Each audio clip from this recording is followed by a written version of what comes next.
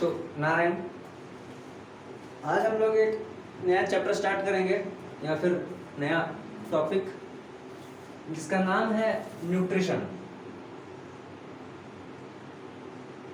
जिसका नाम है न्यूट्रिशन। देखो, आखिर ये न्यूट्रिशन क्या होता है, न्यूट्रिशन हमें कहाँ से मिलता है ना। हम लोग डेली लाइफ में कभी ना कभी बीमार पड़ जाते हैं क्योंकि हम लोग अच्छे से खाना नहीं खा पाते हैं। अगर अच्छे से खाना खाया तो उसका अच्छे से प्रॉपर बेनिफिट नहीं मिल पाया, अच्छे से बैलेंस डाइट नहीं मिल पाया। बैलेंस डाइट क्या होता है, हम लोग बीमार ही क्यों पड़ते हैं? जब हमें प्रॉपर न्यूट्रिशन नहीं मिल पाता है तो हम लोग बीमार पड़ जाते हैं।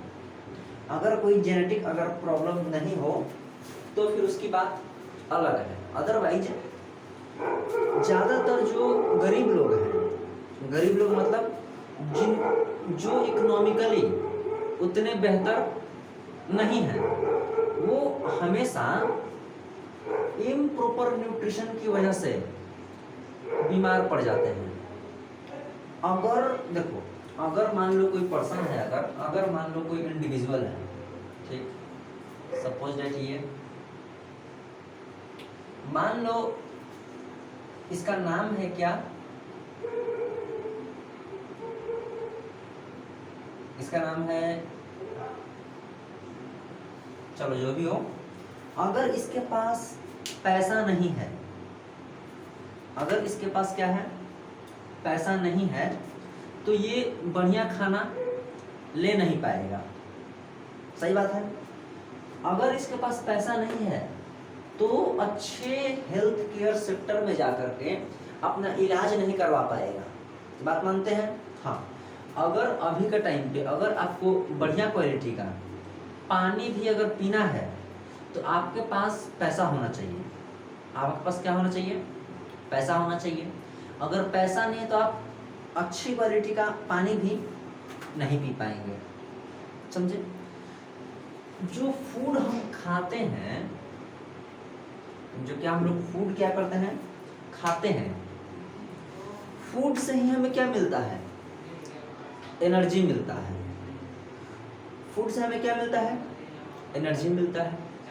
जो छोटे बच्चे होते हैं उनमें देखो क्या होता है कि उनको अच्छा अच्छा खाना खिलाया जाता है, अलग अलग तरीके के वैरायटी ऑफ मतलब प्रोटीन वगैरह दिए जाते हैं। क्यों? ताकि उस बच्चे के पास सफिशिएंट अमाउंट ऑफ एनर्जी हो, उसकी जो ग्रोथ है कहीं बीच में फंस न जाए। न तो पता चला कि बच्चा क्या हो गया, बौना हो गया। समझे? सिर्फ बच्चे में ही नहीं, हम लोग एडल्ट्स हैं, हम लोग क्या है, बड़े हैं। अगर हम लोग प्रॉपर डाइट फॉलो नहीं करेंगे तो मान लो देखते हो कहीं पे कट लग गया तो डॉक्टर हमें क्या करता है, कहता है कि अच्छा इसको 3 टाइम फ्रूट्स खिलाइए, करो वो करो। क्यों? क्योंकि ताकि अच्छे से वहां पर रिपेयरिंग हो सके। जो हमारे सेल्स डैमेज हो चुके हैं उनकी जो रिपेयरिंग है वो अच्छे से हो सके। समझे? यानी कि फूड से हमें क्या मिलती है? एनर्जी मिलती है, ग्रोथ में हेल्प मिलता है। अगर कहीं पे कुछ प्रॉब्लम आ गई है तो उसकी रिपेयरिंग भी होती है। ऐसा थोड़ी है कि बाइक बिगड़ गया तो सीधे नया बाइक ले लेंगे, ऐसा नहीं है। बाइक में रिपेयरिंग भी होती है। हाथ में अगर कोई जख्म हो जाए तो ऐसा थोड़ी है कि सीधे हाथ को हटा देते हैं, नहीं, हम लोग उसकी क्या करते हैं, रिपेयरिंग करते हैं। क्या करते हैं? इसकी रिपेयरिंग करते हैं। अब देखो मजे की बात यह है यहाँ पर कि हम लोग को आखिर एनर्जी क्यों चाहिए? हम लोग इतना भर भर के खाना खाते हैं, क्यों खाते हैं? हमें एनर्जी क्यों चाहिए? देखो, डेली लाइफ में हम जो भी काम करते हैं उसके लिए हमें कहीं ना कहीं एनर्जी की आवश्यकता होती है। उसके लिए हमें एनर्जी की नीड होती है। अगर आप कहीं खेलने गए हैं, कहीं भी पार्क में, फील्ड में कोई भी एक्टिविटी कर रहे हैं तो एनर्जी क्या हो रहा है, वहाँ पर खर्च हो रहा है। ठीक, तो ये तो हुआ फिजिकल एक्टिविटी। कि हाँ अगर दौड़ रहे हैं, भाग रहे हैं, कुछ कर रहे हैं तो उसमें एनर्जी क्या है, खर्च है। मान लो कोई व्यक्ति अगर बैठा हुआ है सिर्फ, तो बैठे होने के बावजूद भी वो एनर्जी क्या कर रहा है, वो खर्च कर रहा है। एनर्जी क्या कर रहा है, वो खर्च कर रहा है। कैसे? मान लो कि व्यक्ति शांति से बैठा है और बैठ के सोच रहा है, ठीक, सोचने में भी एनर्जी क्या होता है, लगता है। अगर आपको कह दिया जाए कि एकदम इस डेफिनिट पोस्चर में बैठे रहो, तो वैसे एक तरीके से बैठने में भी क्या खर्च होता है, एनर्जी खर्च होता है। जब हम लोग सो रहे होते हैं तो उस टाइम पे भी एनर्जी खर्च हो रहा होता है। भले उस टाइम पे थोड़ी कम एनर्जी खर्च होती है, लेकिन एनर्जी का कंजम्पशन हमेशा क्या हो रहा है, होते जा रहा है। और हमारी बॉडी में एनर्जी क्या हो रहा है, बन रहे हैं, एनर्जी खर्च हो रहा है, बन रहा है और खर्च हो रहा है, ठीक। अगर आप बढ़िया खाना नहीं खाएंगे, प्रॉपर ग्रोथ नहीं कर पाएंगे, बीच में ही ग्रोथ क्या हो जाएगी, रुक जाएगी। एक्सीडेंट कहीं पे किसी का हो गया, उसकी रिपेयरिंग में वक्त लगेगा।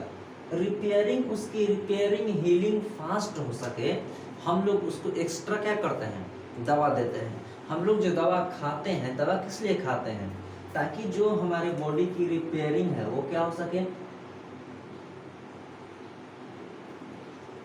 फास्ट हो सके। क्योंकि अभी के टाइम पे देखो क्या है कि सब लोग बिजी हो गए, हम लोग सब लोग पर्सन क्या हो गए, बिजी हो गए हैं, है ना। हम लोग रेस्ट नहीं करना चाहते हैं, हम लोग सिर्फ एग्जॉस्ट होना चाहते हैं कि कंपनी में चले गए काम करने के लिए, यहाँ पर ये काम कर लिया, वहाँ पर वो काम कर लिया, है ना। यानी कि हम लोग क्या कर रहे हैं कि कॉन्टिन्यूस कहीं ना कहीं पे काम में लगे हुए हैं। काम रुक जाएगा, सोर्स ऑफ इनकम क्या हो जाएगा, रुक जाएगा। सोर्स ऑफ इनकम जैसे ही रुक गया तो फिर खाना रुक जाएगा, पानी रुक जाएगा, सब कुछ क्या हो जाएगा, रुक जाएगा। ओवरऑल जो लाइफस्टाइल है वो क्या होगा, बिगड़ जाएगा। वो क्या होगा, बिगड़ जाएगा। देखो अगर बढ़िया खाना खाएंगे तो आप बीमारियों से बचे रहेंगे, समझे। अगर बढ़िया खाना खाएंगे तो प्रिवेंशन हो पाएगा, किससे, डिजीज से। कैसे? बीमारियों से बचने का क्या तरीका है? पहला तरीका तो यह है कि बीमारियों से दूर रहेंगे, और थोड़े अगर कोई ऐसा बीमारी नहीं है तो बीमार पर्सन से, यानी कि पेशेंट से दूर रहेंगे, ताकि जो प्रॉब्लम पेशेंट का है वो प्रॉब्लम हमें ना हो। जैसे कि मान लो किसी को ट्यूबरकुलोसिस हो गया है, टीबी हो गया है, तो उस हमको पता है उससे इन्फेक्शन हमको हो सकता है, तो उस व्यक्ति से क्या रहेंगे, थोड़ा सा डिस्टेंस मेंटेन रखेंगे। अगर किसी व्यक्ति को अभी थोड़े टाइम पहले ही देखे हैं कि हम लोग को कोरोना फैला था काफ़ी जोर शोर से, अगर मान लो कि जो कोविड था, कोविड के टाइम पे अगर, कब, कोविड के टाइम पर अगर आप रिश्तेदारी दोस्ती यारी निभाने जाएंगे तो फिर प्रॉब्लम हो जाएगी, प्रॉब्लम हो जाएगा। क्यों? क्योंकि उससे फास्ट इन्फेक्शन आपको हो सकता है। फिर मतलब अब जान की बाजी लगा करके अब मिलने जाना पड़े, क्योंकि नहीं पेशेंट को कोविड हो गया तो चलो, लेकिन क्या करें, तो फिर प्रॉब्लम हो जाएगी। दूसरा ये कि हम अपने इम्यून सिस्टम को एकदम बढ़िया बना करके रखें। इम्यून सिस्टम क्या होता है, देखो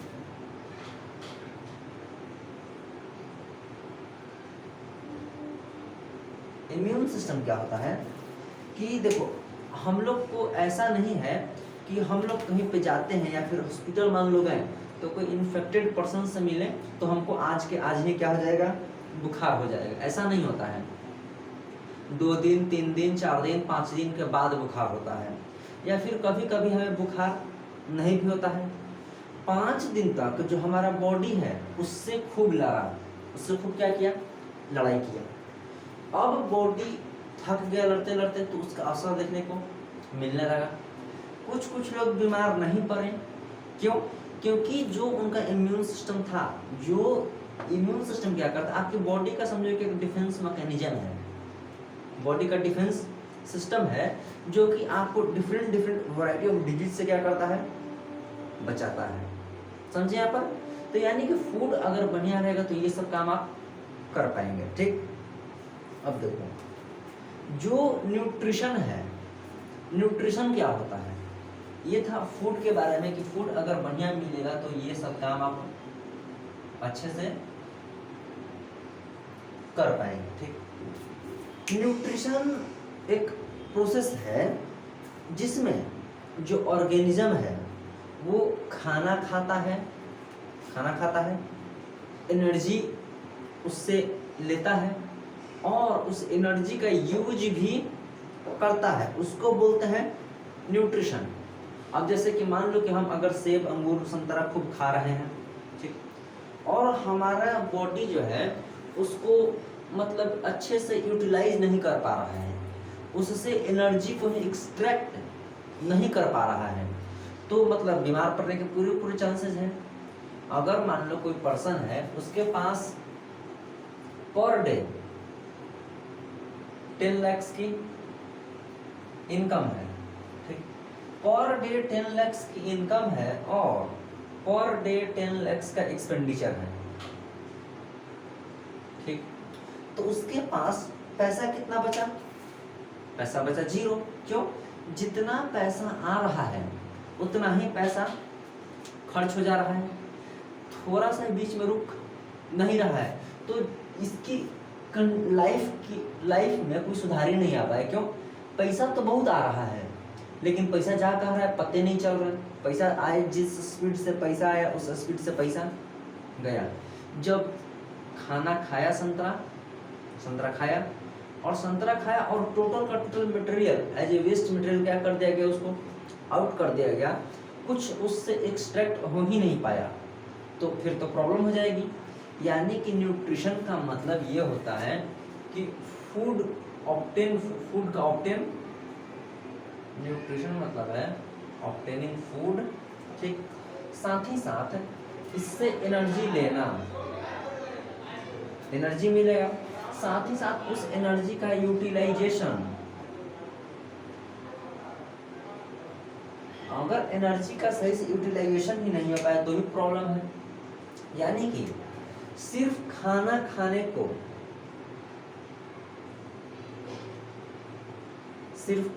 खाने को न्यूट्रिशन नहीं बोलेंगे, बल्कि उसका यूज होना चाहिए। आप मान लेते हैं कि बहुत काम कर रहे हैं कहीं पे भी और आपको उस काम के बदले में कुछ भी अगर मजदूरी नहीं मिल रहा है तो फिर वो काम को तो छोड़ देने में ही भलाई है। अगर मान लेते हैं कोई व्यक्ति है वो तीनों टाइम सेब खा रहा है और तीनों टाइम सेब खा रहा है और कुछ भी उसका स्वास्थ्य में सुधार नहीं आ रहा है, तो क्या कहेगा कि छोड़ो सेब छोड़ दो, हम रोटी खा लेंगे, ये नहीं करेगा। न्यूट्रिशन की बात जब करते हैं तो ये कोई सिंगल स्टेप तो प्रोसेस है नहीं, not a single step process. ऐसा नहीं है कि जब आप संतरा खाते हैं, रोटी खाते हैं, सेब खाते हैं, कुछ भी खाते हैं, तो मान लेते हैं कि आपने अनार खाया, लोगों को मुंह से सुना होगा कि अनार खाएंगे तो बॉडी में क्या होगा, खून बनेगा। अभी तो मार्केट में एक बहुत ही ट्रेंड चला हुआ है कि जो डाब पीने वाले लोग हैं, है ना, कि डाब पिएंगे तो अच्छा रहेगा। ऐसा बिल्कुल भी नहीं है कि डाब पिया तो नारियल पानी आपके ब्लड में घूम रहा है, संतरा खाया तो संतरा ब्लड में घूम रहा है, और सेब खाया तो सेब वेन्स में दौड़ रहे हैं, ऐसा बिल्कुल भी नहीं होता है। इसके मतलब अलग अलग स्टेप्स हैं, मेनली 5 स्टेप्स होते हैं। जो स्टेप हैं लगभग टोटल मेन मिलाकर के 5 स्टेप हैं। सबसे पहले क्या होगा, क्या सबसे पहले आप खाना लेंगे? क्या खाना लेना का मतलब है कि ऐसा नहीं कि छिपा में खाना ले लिया, नहीं, वो नहीं। खाना का मतलब है कि पहले तो आप खाना खाएंगे, पहले जब आप खाना खाएंगे बाद में बाकी का प्रोसेस होगा, है ना। पहले खाना खाया तब ना पेट उसको डाइजेस्ट करेगा बेचारे को। यानी कि सबसे पहले होगा इंजेशन और बाद में होगा डाइजेशन। सबसे पहले क्या होगा, इंजेशन होगा और बाद में क्या होगा, डाइजेशन होगा। देखो ये है फूड का इंटेक। इंजेशन क्या है,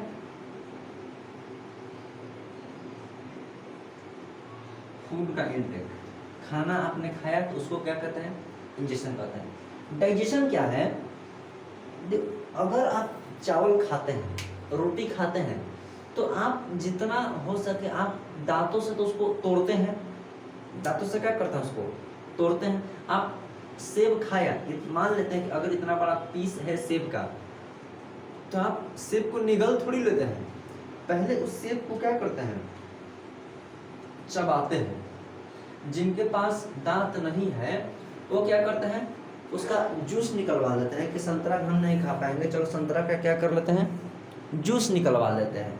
वैसे ही क्या है कि आप डायरेक्ट सेब का पीस नहीं खा पाएंगे, उसको पहले आप जो लार्ज मॉलिक्यूल है, जो क्या है, लार्ज सब्सटेंस है या फिर जो कॉम्प्लेक्स सब्सटेंस है, उसको सिंपल सब्सटेंस में बनाएंगे, सिंपल सब्सटेंस में बनाएंगे। लेकिन फिर भी हम उतना नहीं तोड़ पाते हैं जितना कि अब जा करके, मतलब अब जैसे गला के नीचे उतर गया, पेट में चला गया, तो असली में वहां पर जा करके क्या होता है, खाना पचता है। आप मुंह से तो जितना तोड़ना था तोड़ लिए, लेकिन असली जो उसका मतलब तोड़ना होगा, असली में जो उसकी मतलब पिसाई होगी, हम लोग दांतों से क्या करते हैं, पीस रहे हैं, वो जो खाना खाया उसको पीस रहे हैं, लेकिन असली में जो उसका पीसना होगा वो बॉडी में जा करके होगा। यानी कि डाइजेशन क्या है, जो लार्ज सब्सटेंस है, जो कॉम्प्लेक्स सब्सटेंस है, उसको सिंपल सब्सटेंस में बनाने के प्रोसेस को क्या कहते हैं, डाइजेशन कहते हैं। उसको क्या कहते हैं, डाइजेशन कहते हैं। उसके बाद है एब्जॉर्प्शन।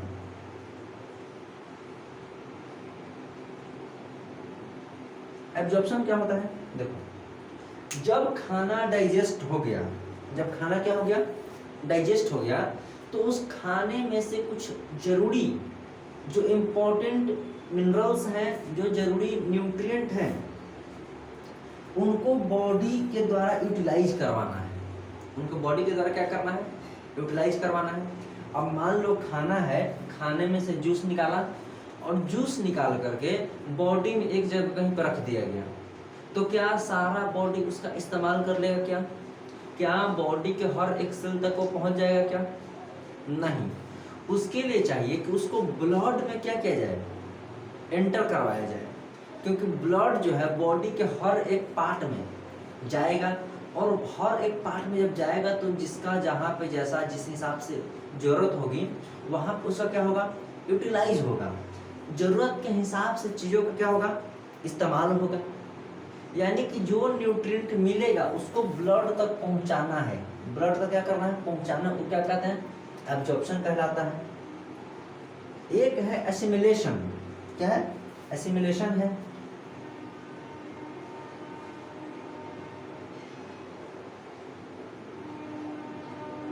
एसिमिलेशन क्या होता है कि ब्लड हर सेल्स तक उस चीज को पहुंचाया, अब उस सेल तक जो पहुंचा पाया उसका प्रॉपर यूज होना, यूटिलाइज होना चाहिए। अगर मान लेते कि उतना हेल्दी खाना खाया, जूस अच्छे से निकला, लेकिन अगर बॉडी उसका यूज सही से नहीं कर पाया तो लालत है वैसे भी, है ना।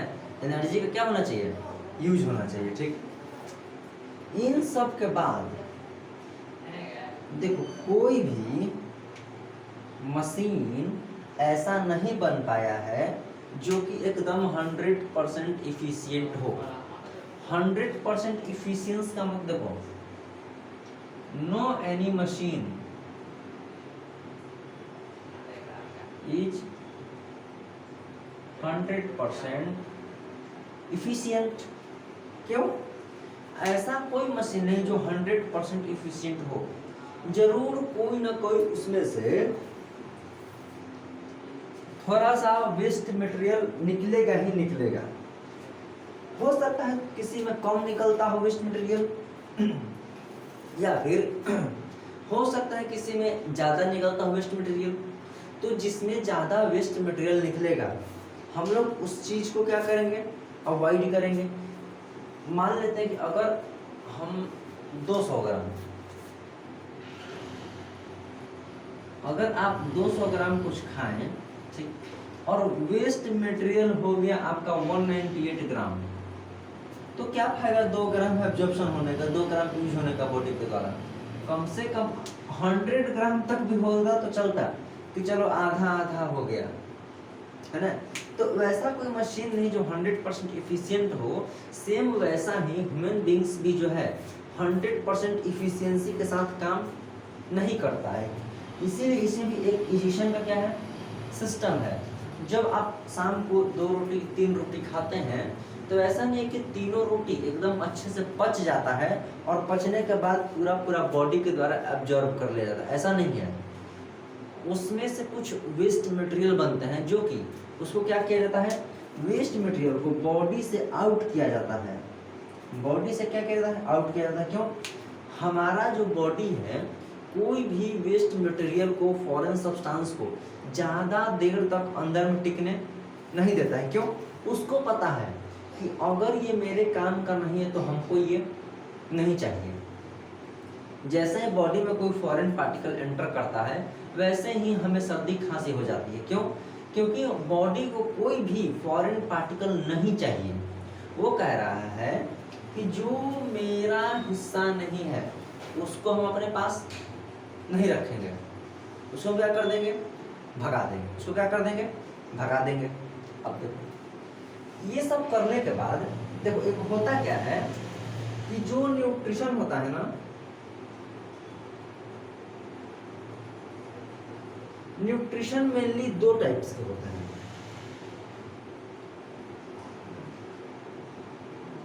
अगर ब्रॉड कैटेगरी में देखा जाए तो न्यूट्रिशन कितने तरीके के होते हैं, 2 तरीके के होते हैं। कौन कौन से? आपके फेवरेट होंगे ऑटोट्रॉफ्स और आपके फेवरेट होंगे हेटेरोट्रॉफ्स, यानी कि ऑटोट्रॉफिक मोड ऑफ न्यूट्रिशन और हेटेरोट्रॉफिक मोड ऑफ न्यूट्रिशन। देखो ऑटोट्रॉफिक मोड ऑफ न्यूट्रिशन क्या कह रहा है बेचारा, ये कह रहा है कि ये 2 अलग अलग स्पीसीज हैं। ऑटोट्रॉफ्स क्या कह रहा है कि हम अपना जो खाना है खुद से बनाएंगे। तो ये कह रहा है कि ठीक है तुम अपना बनाओ, हम नहीं बनाएंगे, हम दूसरे पे डिपेंड रहेंगे। हम अपना खाना खुद से काहे बनाएं, हम अपना खाना खुद से बनाने का दुख तकलीफ नहीं लेंगे। तो ऑटोट्रॉफिक मोड ऑफ न्यूट्रिशन वो उनको कहते हैं जो ऑटोट्रॉफ्स शो करते हैं, और ये मेनली ग्रीन प्लांट्स में देखने को मिलता है। ग्रीन प्लांट्स जो हरे वाले पेड़ हैं, जो पेड़ हरे हरे होते हैं, वो ज़्यादातर ऑटोट्रॉफिक मोड ऑफ न्यूट्रिशन को वो दिखाते हैं। ऑटोट्रॉफिक मोड ऑफ न्यूट्रिशन ये कह रहा है कि जो अपना खाना खुद बनाते हैं, जैसे सनलाइट ले लिया, क्योंकि देखो ग्रीन प्लांट्स के पास लीफ है, लीफ के पास क्लोरोफिल है। क्लोरोफिल क्या होता है कि सनलाइट को एब्जॉर्ब करने के लिए क्या है, केमिकल है, ठीक, सब्सटेंस है जो कि सनलाइट को एब्जॉर्ब करेगा और फिर उससे क्या करेगा, लाइट एनर्जी को केमिकल एनर्जी में कन्वर्ट करेगा, स्टार्च बनाता है, ठीक, ग्लूकोज वगैरह बनाएगा। कुछ बाई प्रोडक्ट भी हैं ऑक्सीजन वगैरह जो कि लेटर इन्वायरमेंट में क्या कर दिए जाते हैं, रिलीज कर दिए जाते हैं। जो हेटेरोट्रॉफ्स हैं, हेटेरोट्रॉफ्स उनको कहा जाता है जो दूसरे पे डिपेंडेंट है, जो दूसरे पे क्या है, डिपेंडेंट है। इसमें आपके फेवरेट आते हैं ह्यूमन बींग्स, ठीक, जितने भी आप आसपास में देखते हो, लायन टाइगर, लायन टाइगर आसपास में नहीं देखते हो, गॉट, काऊ,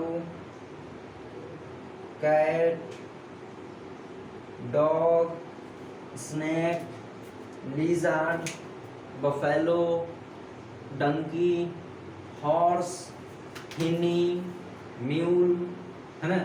बहुत सारे वैरायटी ऑफ जो ऑर्गेनिजम्स हैं आप अपने आसपास देख पा रहे हैं, वो सभी के सभी ज़्यादातर heterotrophic mode of nutrition show करते हैं। हेटेरोट्रॉफिक मोड ऑफ न्यूट्रिशन ये है कि वो दूसरे पे डिपेंडेंट होते हैं खाना बनाने के लिए। खाना खाना है, अगर उनको जिंदा रहना है तो दूसरे पे क्या करेंगे, वो डिपेंडेंट रहेंगे। भैया बता रहा हूँ, मुझे लगेगा देखो दूसरे पे खाना खाने के लिए क्या रहते हैं, वो डिपेंडेंट रहते हैं। अब जैसे कि देखो मान लो कि अगर ह्यूमन बींग्स हैं हम लोग, तो हम तो ये कह रहे हैं कि हाँ हम लोग अपना खाना खुद से बनाते हैं, किचन में जाएंगे और खाना बनाएंगे और खाना क्या कर लेंगे, खा लेंगे। तो उसको ऑटोट्रॉफिक मोड ऑफ न्यूट्रिशन नहीं कहा जाएगा। क्यों?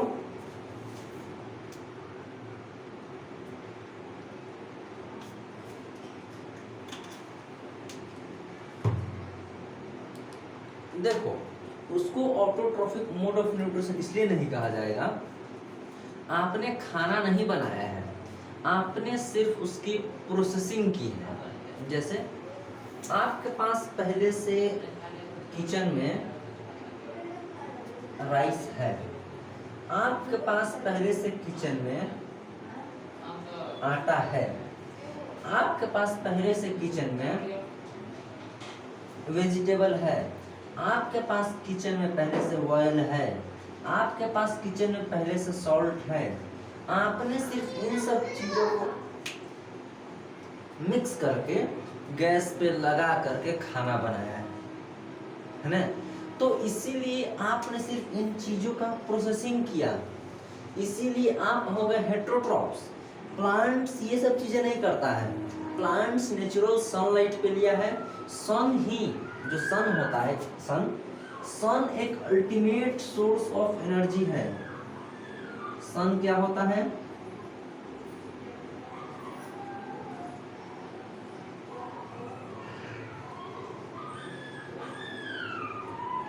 अल्टीमेट सोर्स ऑफ एनर्जी होता है ना। अल्टीमेट सोर्स ऑफ एनर्जी मतलब हर एक ऑर्गेनिज्म का जो एनर्जी का मेन सोर्स है उसको कहा गया है, सन को कहा गया है। ठीक, अब देखो तो ये दो तरीके के न्यूट्रिशन थे, एक था ऑटोट्रॉफिक मोड ऑफ न्यूट्रिशन और एक था हेटेरोट्रॉफिक मोड ऑफ न्यूट्रिशन था। अब देखो दोनों का जो मेन काम है वो है खाना लेना। ये खाने के लिए खुद पे डिपेंडेंट है ऑटोट्रॉप्स वाले, ये बेचारे हेटेरोट्रॉप्स वाले खाने के लिए दूसरे पे डिपेंडेंट हैं। आखिर खाना से क्या लेंगे ये?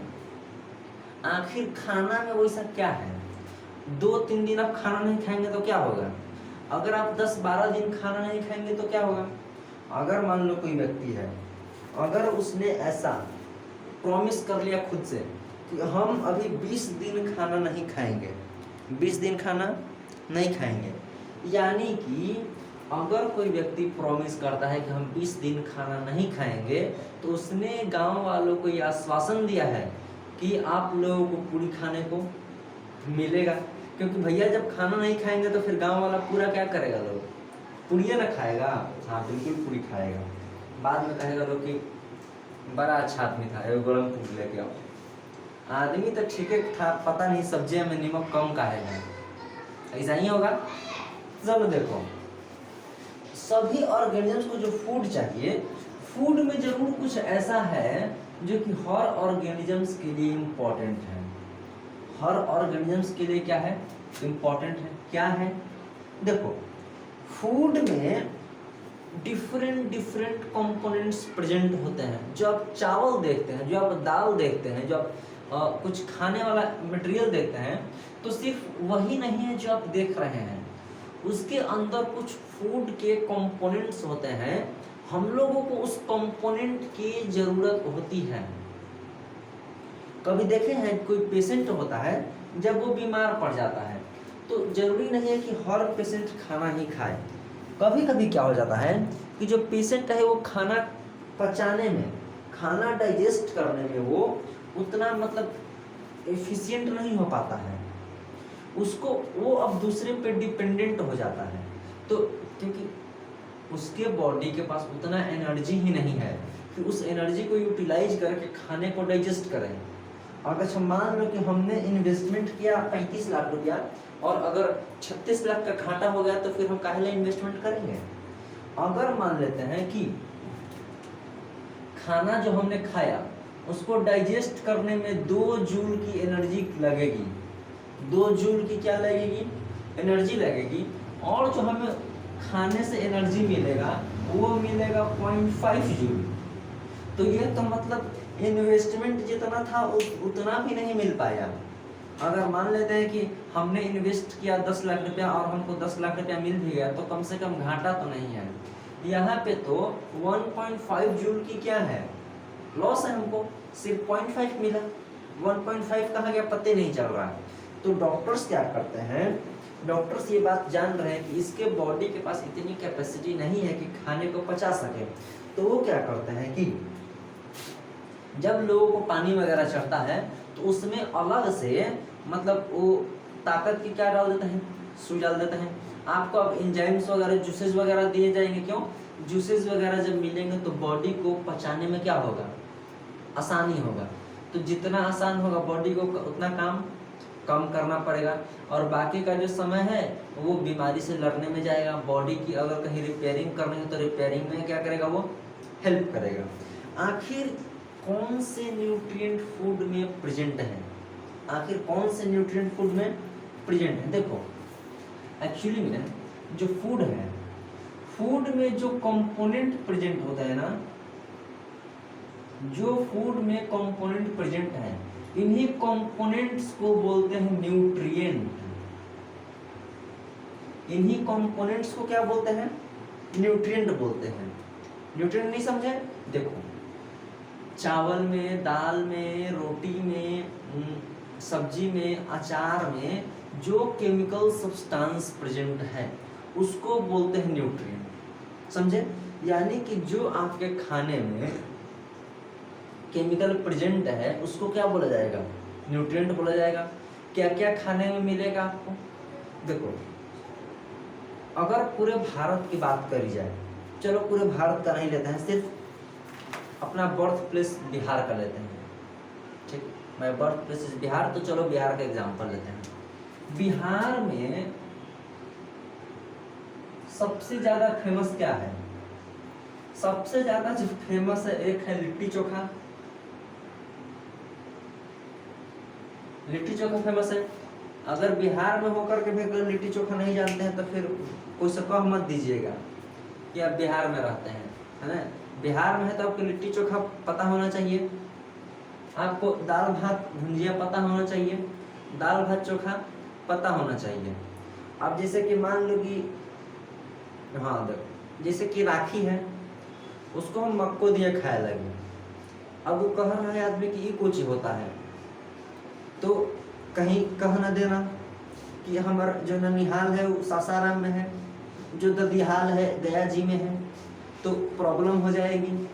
आदमी कह देगा कि ना कहो कहो लेकिन तुम बिहार वाला नहीं हो, समझे। तो वैसे ही देखो क्या है कि जो बिहार है, बिहार में खाने में फेमस क्या है, लिट्टी चोखा फेमस है, और दूसरा है डीबीसी, डीबीसी दाल भात चोखा, समझे। दाल भात चोखा बहुत फेमस है। इनसे हर एक गरीब आदमी, गरीब से गरीब आदमी कम से कम दाल चावल सब्जी चावल तो खाता ही है। यानी कि जो मेन कंपोनेंट है फूड का, वो कम से कम दाल वगैरह में क्या है, प्रेजेंट है। बबे दाल वगैरह, दाल भात में क्या है, प्रेजेंट है। तो देखो मेन कंपोनेंट्स क्या प्रेजेंट होंगे, हर एक ऑर्गेनिजम्स के लिए जो चाहिए वो है आपका कार्बोहाइड्रेट। वो क्या है आपका कार्बोहाइड्रेट। कार्बोहाइड्रेट हर एक ऑर्गेनिज्म को चाहिए। कार्बोहाइड्रेट किसको चाहिए, हर एक ऑर्गेनिज्म को चाहिए। क्यों भैया, मतलब बॉडी का जो मेन सोर्स ऑफ एनर्जी होता है ना, वो कार्बोहाइड्रेट ही होता है। बॉडी का मेन सोर्स ऑफ एनर्जी क्या है, कार्बोहाइड्रेट ही होता है। अब देखो कार्बोहाइड्रेट तो काम चल जाएगा, ठीक। और क्या है आपके पास, प्रोटीन। प्रोटीन की भी काफी ज्यादा क्या होता है, जरूरत होती है। क्यों, प्रोटीन देखो जब जिम वगैरह हम लोग जाते हैं, जब हम लोग जिम वगैरह जाते हैं तो जिम वगैरह जाएंगे तो वो बच्चे उठा कर लाएंगे प्रोटीन का डब्बा। ये बड़े बड़े डब्बे होते हैं और खा खा के शरीर बिगाड़ लेते हैं, ना कि शरीर बनाते हैं। शरीर अगर बनाना है तो आपको योगा करना पड़ेगा। देखो अभी क्या हो रखा है कि कुछ जो टीनेजर्स हैं, जो बच्चे हैं अभी 18, 19, 20 साल के, वो क्या करते हैं कि वो जिम ज्वाइन कर लेते हैं, और जिम ज्वाइन करने के बाद महंगे महंगे पाउडर के डब्बे खाने लगते हैं, समझे। बॉडी बनाने के चक्कर में ड्रग का लत लगा लेते हैं कि जिससे उनके डोले दिखेंगे, डोले शोले दिखेंगे। भैया बर्बाद कर रहे हो अपने आप को, समझे। कुछ लोग तो स्टेरॉइड्स वगैरह लेना स्टार्ट कर देते हैं, बहुत ही खराब चीज है। जो जिम है ना, जिम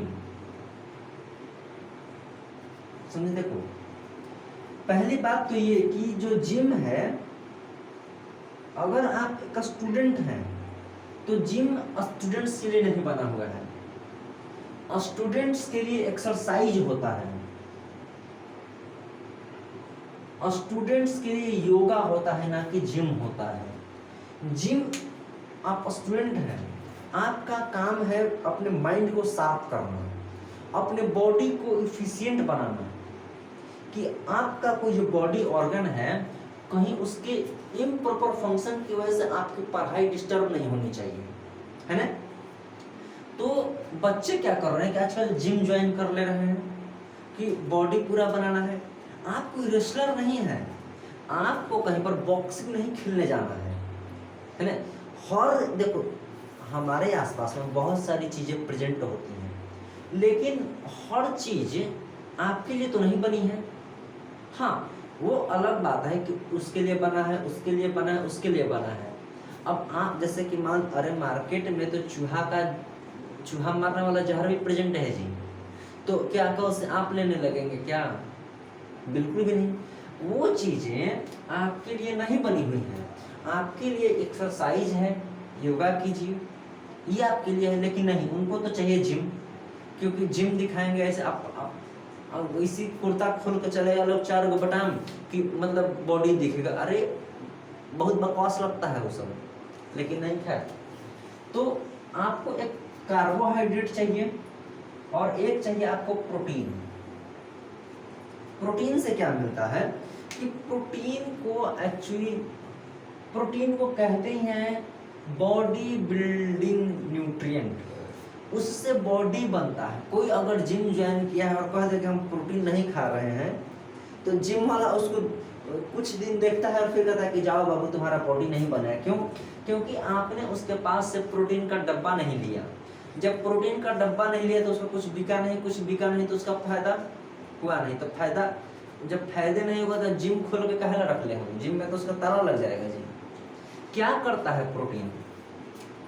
कुछ भी चीज हम लोग खाते हैं तो उसका कोई काम होना चाहिए।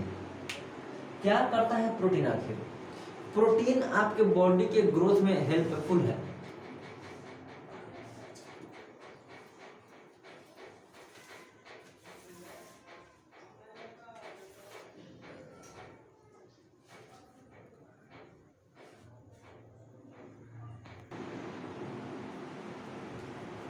तो हमारे पास है प्रोटीन। तो प्रोटीन में देखो क्या था कि प्रोटीन एक तो बॉडी बिल्डिंग न्यूट्रिएंट है, ठीक। अगर मान लो कोई बच्चा है, ठीक, और उसको एक्सेस प्रोटीन दे दिया जाए तो बेचारा खर्च करेगा तो करेगा कहाँ? उतना ही चीज़ों का हमें मतलब इंटेक करना चाहिए कि जिसका यूज है। अगर अभी हम आगे पढ़ेंगे कि ओवरडोज हो जाने से भी क्या हो जाता है, प्रॉब्लम हो जाता है, समझे। प्रोटीन्स जो है बॉडी के टिश्यू रिपेयरिंग में भी क्या करते हैं, हेल्प करता है।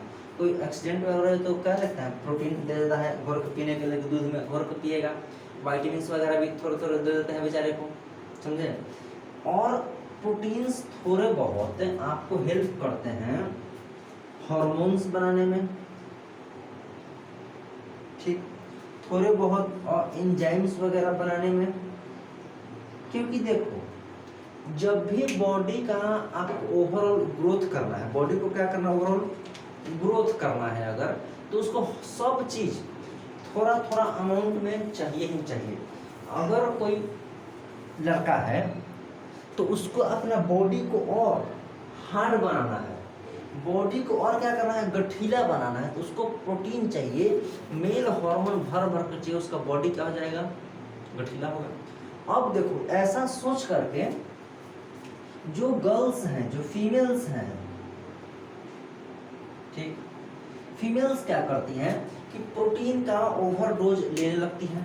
जब जिम से आप प्रोटीन बहुत भर भर के लेंगे तो देखो उस तरीके से जो बॉडी बनाई गई है, आपकी बॉडी कभी भी उतनी सख्त यानी कि उतना हार्ड मेल जितना नहीं हो पाएगा। क्यों? क्योंकि वो मतलब बाय बर्थ है, वो एकदम जेनेटिक में चलाया है, ये जेंडर पे डिपेंडेंट है। ये आप वैसे अगर देखा जाए तो जो पुरुष है उसका शरीर पहले से ही गठीला होता है एज कंपेयर टू फीमेल्स। पुरुष का आवाज, उसका मतलब जो टोटल बॉडी का स्ट्रक्चर बना हुआ है वो अलग ही तरीके से क्या है, बनाया गया है। आप कितना भी अगर आप प्रोटीन खा लेंगे, आप मेल्स की तरह बॉडी को आप गठीला नहीं बना पाएंगे, समझे? तो ऐसा नहीं कि वैसा शरीर बनाने के चक्कर में पूरा प्रोटीन का डब्बा लिए हुए हैं। ये प्रोटीन का डब्बा तो जिम वालों को चोंचला है जी। मेरे ख्याल से प्रोटीन्स की जरूरत बिल्कुल भी नहीं है। आप हेल्दी खाना खाइए और उसी में आप स्वस्थ रहेंगे। आप प्रोटीन का डब्बा लेकर के मतलब भर भर के कंपनी वाले का फायदा करवा रहे हैं। जिम वालों का जो दुर्दशा है ना, जिम वालों का दुर्दशा देखने को मिलता है जब वो 40 पहुंचते हैं, 45 जब क्रॉस करते हैं एज, तब उनका दुर्दशा स्टार्ट होता है। जो ना बॉडी में जॉइंट टू जॉइंट पेन होगा कि एकदम मतलब उठना बैठना तक एकदम दुश्वार हो जाता है। तो उन सब चीज़ों से बचना चाहिए। एक्सरसाइज योगा पे क्या करना चाहिए, ध्यान देना चाहिए, योगा को प्रमोट करना चाहिए। All thanks to Ramdev Baba की मतलब उन्होंने योगा को इतना क्या किया, प्रमोट किया। अगर प्रोटीन चाहिए तो कुछ सोर्सेज आप ले सकते हैं, जैसे आप पल्सेज ले सकते हैं, दाल, कुछ नॉनवेज में आप एग ले सकते हैं, मीट वगैरह ले सकते हैं, मिल्क ले सकते हैं, इन सब चीज आप प्रोटीन ले सकते हैं, समझे? अब जैसे कि देखो, मान लो कि अगर आपने 1 किलो, कितना, 1 लीटर अगर दूध लिया, वैसे गांव में सब लोग ही ना कहते हैं तो 1 किलो दूध दे दो, 2 किलो दूध दे दो। तो अगर आपने 1 लीटर अगर क्या लिया है, मिल्क लिया है, तो 1 लीटर दूध में लगभग 100 से 150 ग्राम आपको पनीर देखने को मिलेगा। तो 1 लीटर दूध पीना तो ज़्यादा थोड़ा मुश्किल है, लेकिन 100-150 ग्राम छेना पनीर खाना कोई मुश्किल काम नहीं है। तो बड़े होशियार चंद लोग ये समझते हैं कि 1 किलो दूध कौन पिएगा, 100-150 ग्राम यही खा लो। अरे अगर आप दूध पीते हैं तो उसका मतलब डाइजेशन अच्छे जल्दी हो पाता, लिक्विड फॉर्म में था। आपने जो ये खाया, अब अंदर बॉडी का जो हालत खराब होगा इसको पचाने में, वो दूध को पचाने में नहीं होने वाला था। हमेशा जो रॉ मटेरियल फॉर्म में है, अगर आप वैसे में अगर यूज करेंगे तो ज़्यादा आसानी होगी। जब अनार दाना था, जब अनार था तो अनार को आप ले गए जूस कॉर्नर पे कि ना जूस निकाल दो तो पिएंगे, ताकि बॉडी में उसका एब्जॉर्प्शन आसानी से हो पाए। संतरा है तो संतरा का लोग जूस पी रहे हैं कि उसका बॉडी में एब्जॉर्प्शन आराम से हो पाए।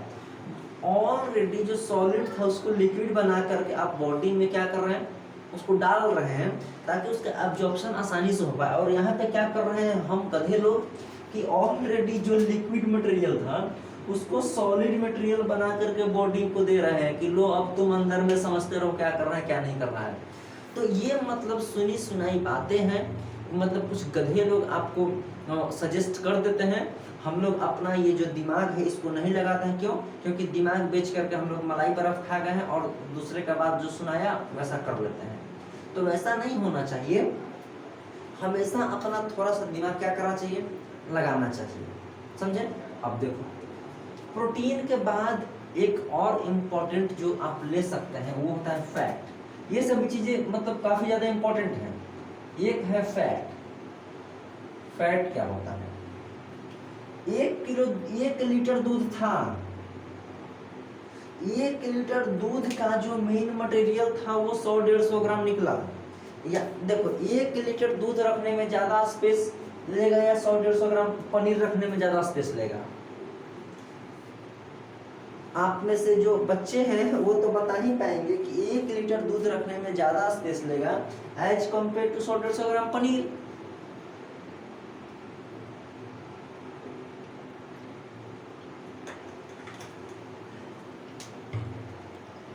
तो फैट क्या होता है? फैट कुछ नहीं होता है, ये एक कॉन्सेंट्रेटेड फॉर्म होता है। कॉन्सेंट्रेटेड फॉर्म है बॉडी में। कॉन्सेंट्रेट का मतलब क्या होता है? जमा दिया गया, कम कर दिया गया, उसका मेन मटेरियल निकाल लिया गया और उसको बॉडी में क्या कर दिया जाता है? स्टोर कर दिया जाता है। क्या कर दिया जाता है? स्टोर कर दे। क्यों स्टोर कर देंगे? कोई भी चीजों का हम स्टोरेज कब करते हैं? ताकि जब बाद में कभी प्रॉब्लम वगैरह हो तो हम लोग उसका क्या कर सकें? यूज कर सकें। फ्यूचर के लिए हम लोग उसको रखते हैं, समझे, ताकि फ्यूचर में कहीं, अब जैसे कि मान लो कि अभी के टाइम पर क्या है कि गैस सिलेंडर की थोड़ी सी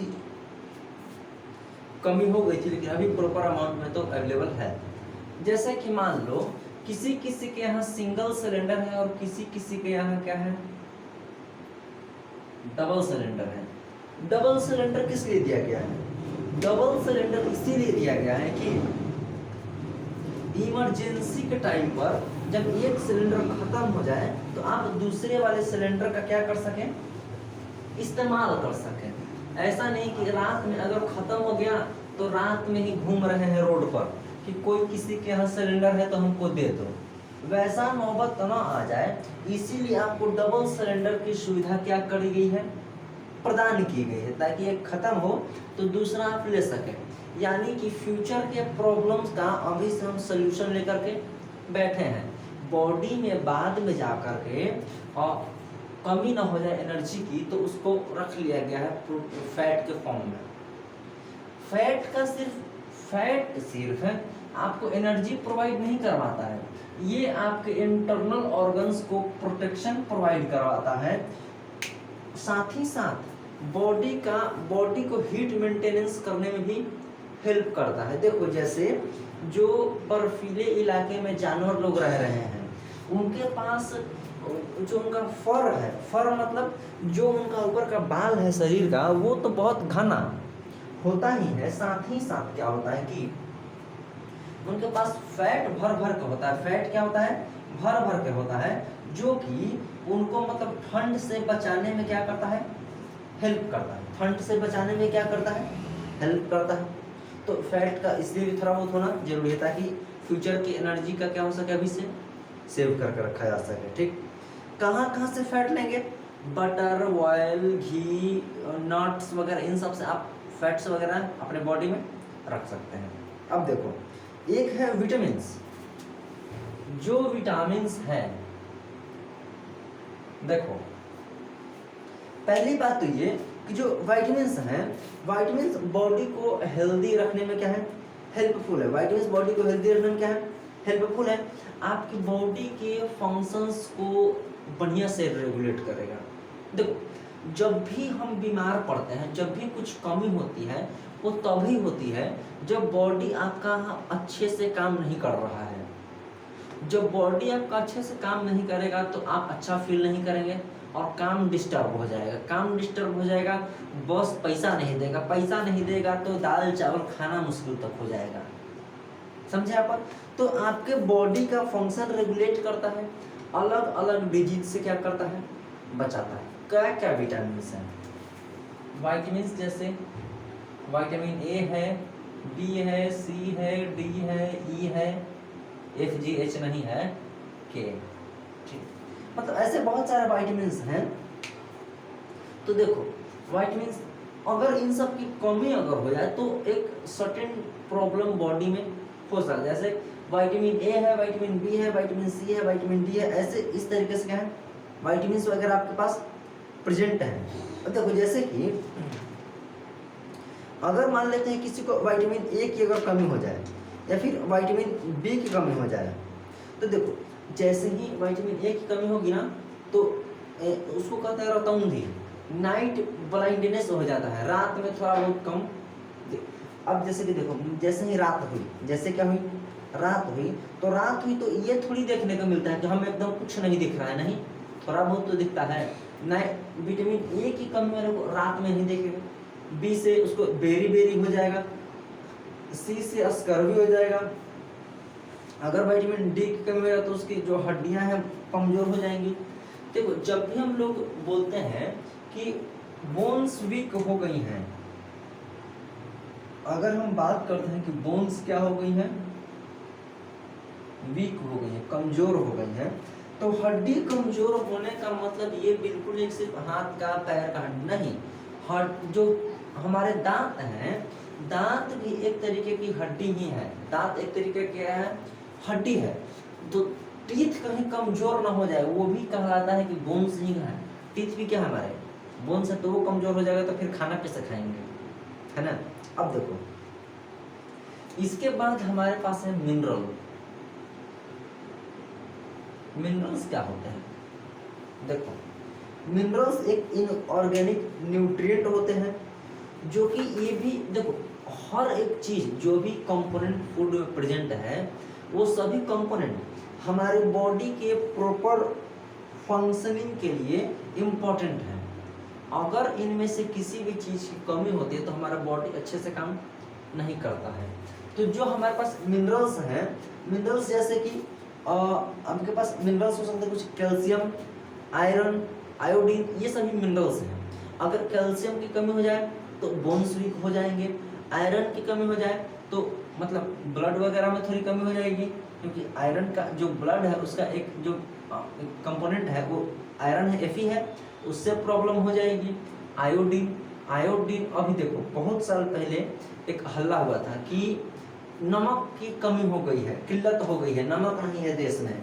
अभी कुछ समय पहले कैसे हल्ला हुआ था कि देश में गैस नहीं है, पेट्रोल नहीं है, तो ये प्रॉब्लम था। हालांकि हमारे देश में सफिशिएंट अमाउंट में गैस प्रेजेंट है, हमारे देश में सफिशिएंट अमाउंट में पेट्रोल डीजल वगैरह प्रेजेंट है, समझे। तो देखो ऐसा है कि जो मिनरल्स है उसमें अगर आयोडीन की कमी हो जाए तो आयोडीन से ग्वाइटर हो जाता है, आयोडीन से क्या हो जाता है, ग्वाइटर हो जाता है। यानी कि आपके अगर कैल्शियम में कमी हो जाए तो बोन्स कमजोर हो जाएंगे, टीथ कमजोर हो जाएंगे। अगर कैल्शियम अच्छा है तो आपके बोन्स मजबूत होंगे। जब भी आपको फ्रैक्चर वगैरह होता है तो डॉक्टर आपको कैल्शियम की टैबलेट क्या करता है, सजेस्ट करता है, कैल्शियम खाएंगे और अच्छे रहेंगे। एक है, एक इसमें मेन जो है वो है वाटर। मिनरल्स के बाद क्या है, अब देखो जो मिनरल है, मिनरल में जैसे कि मान लो कि आयरन वगैरह है, तो आयरन कहाँ से लेंगे, आयरन लेंगे और साग वगैरह खाएंगे, स्पिनच वगैरह, पालक वगैरह में आयरन भर भर का होता है। तो देखो हम चूंकि ये बता चुके हैं कि साग में, पालक में आयरन होता है, तो होशियार बच्चे क्या करेंगे, पालक में से आयरन निकाल करके 20 रुपये किलो, 40 रुपये किलो लोहा बेचेंगे। तो इस तरीके की मतलब होशियारी नहीं करनी है, वो बॉडी उसको ऑब्जर्व करता है। आप पालक में खुश दे रही है, कहाँ पे है आयरन, घर में छत बनवाना है, लोहे की जरूरत है, तो वैसे नहीं हो पाएगा, समझे। तो देखिए एक है वाटर। क्या पानी एक यूनिवर्सल सॉल्वेंट है क्या, बिल्कुल है, इसमें कोई दो शक नहीं है। पानी एक यूनिवर्सल क्या है, सॉल्वेंट है। पानी डाइजेशन में हेल्प करता है, पानी डाइजेशन में हेल्प करता है। अगर 2 दिन नल नहीं आए तो पानी पानी मतलब गड़बड़ हो जाएगा, समझे।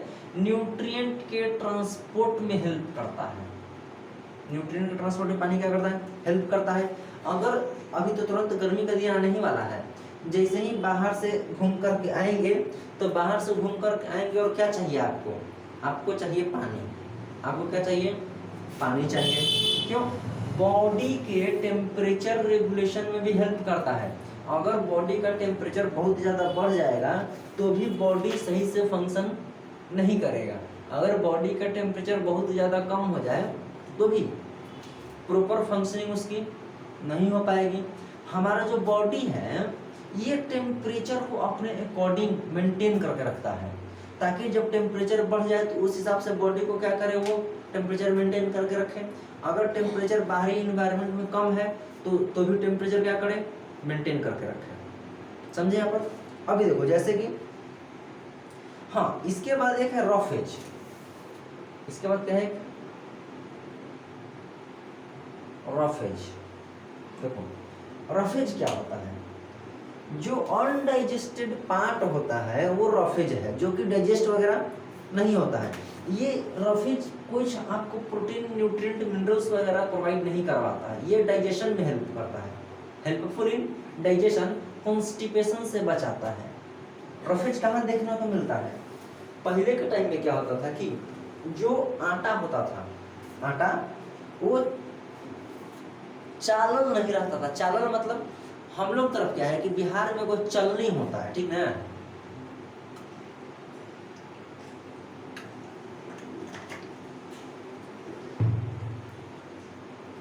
चलनी से क्या होता है कि उसमें जब चालते हैं तो आटा तो नीचे गिर जाता है, लेकिन चोकर चलनी पर रह जाता है।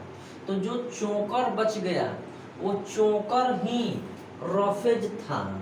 वो चोकर क्या होता है, रफेज होता है। ये डाइजेशन को अच्छे से करने में क्या करता है, हेल्प करता है। इसीलिए जो बाजरा है, जो गेहूं वगैरह है, उसका जब हम लोग आटा खाते हैं तो चालना नहीं चाहिए। लेकिन शहर में जो लोग हैं, मान लो जो बॉम्बे वगैरह में रहे हैं, जो हाई फाई सिटीज़ में रह रहे हैं, उनको अगर बिना चाल आटा के रोटी दे दोगे तो गर्दने में अटक जाएगा, जा करके खइबे नहीं करेगा सब। काहे से वो लोग का अलग चौंचला है, वो लोग का अलग चौंचला है। तो इस हिसाब से रफेज जो है डाइजेशन में हेल्प करता है। आटा बिना चाले खाएंगे तो आपका डाइजेशन क्या रहेगा, सही रहेगा, और फिर आप क्या रहेंगे, हेल्दी रहेंगे। ठीक, अभी देखो इतना सारा जो न्यूट्रिएंट कंपोनेंट वगैरह है कहाँ से लेंगे भाई?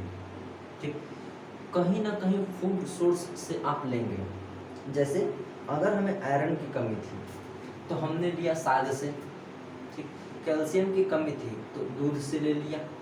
यानी कि जिस चीज़ की कमी थी हम वो मतलब किसी न किसी फूड सोर्स से लेते हैं।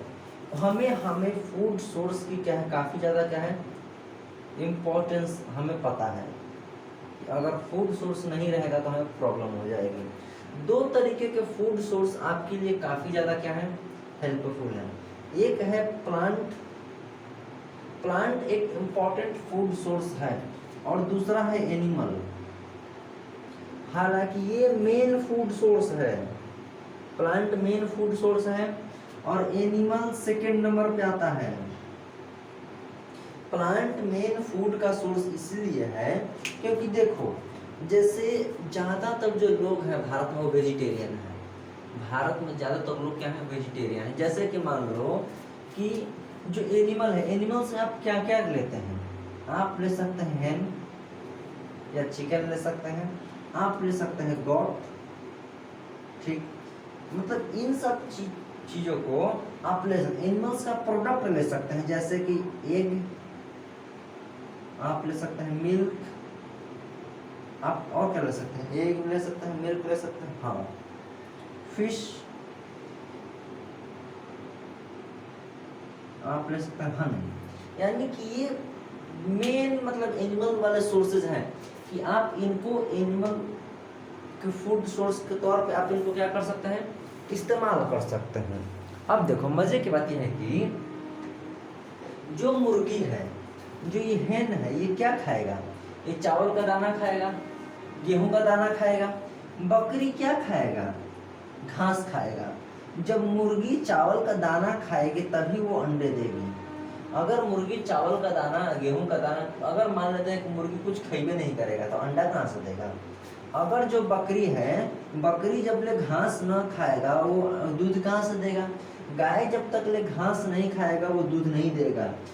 भैंस जब ले घास नहीं खाएगा वो दूध नहीं देगा।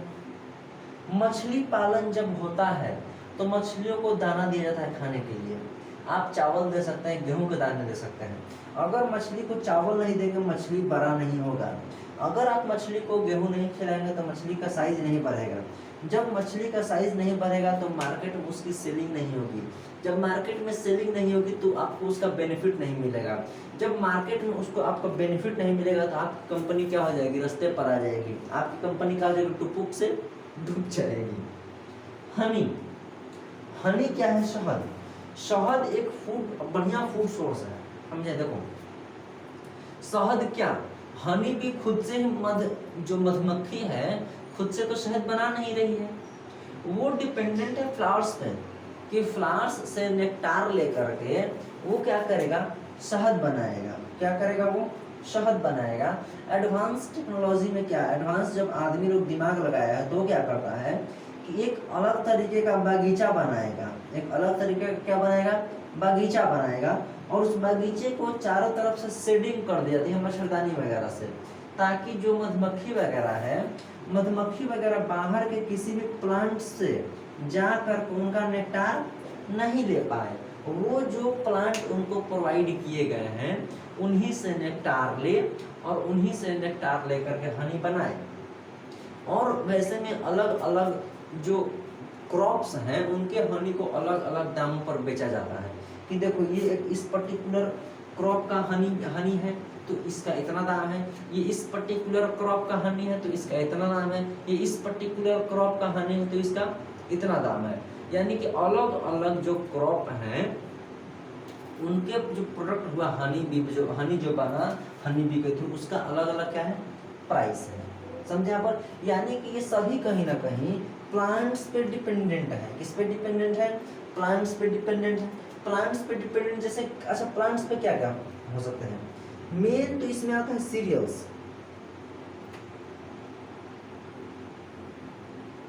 ठीक, जो अनाज है, अनाज में चावल, गेहूं, मक्का, बाजरा, ज्वार, ये सभी क्या है, सीरियल्स है। ये सभी क्या है, बहुत ज्यादा इंपॉर्टेंट है।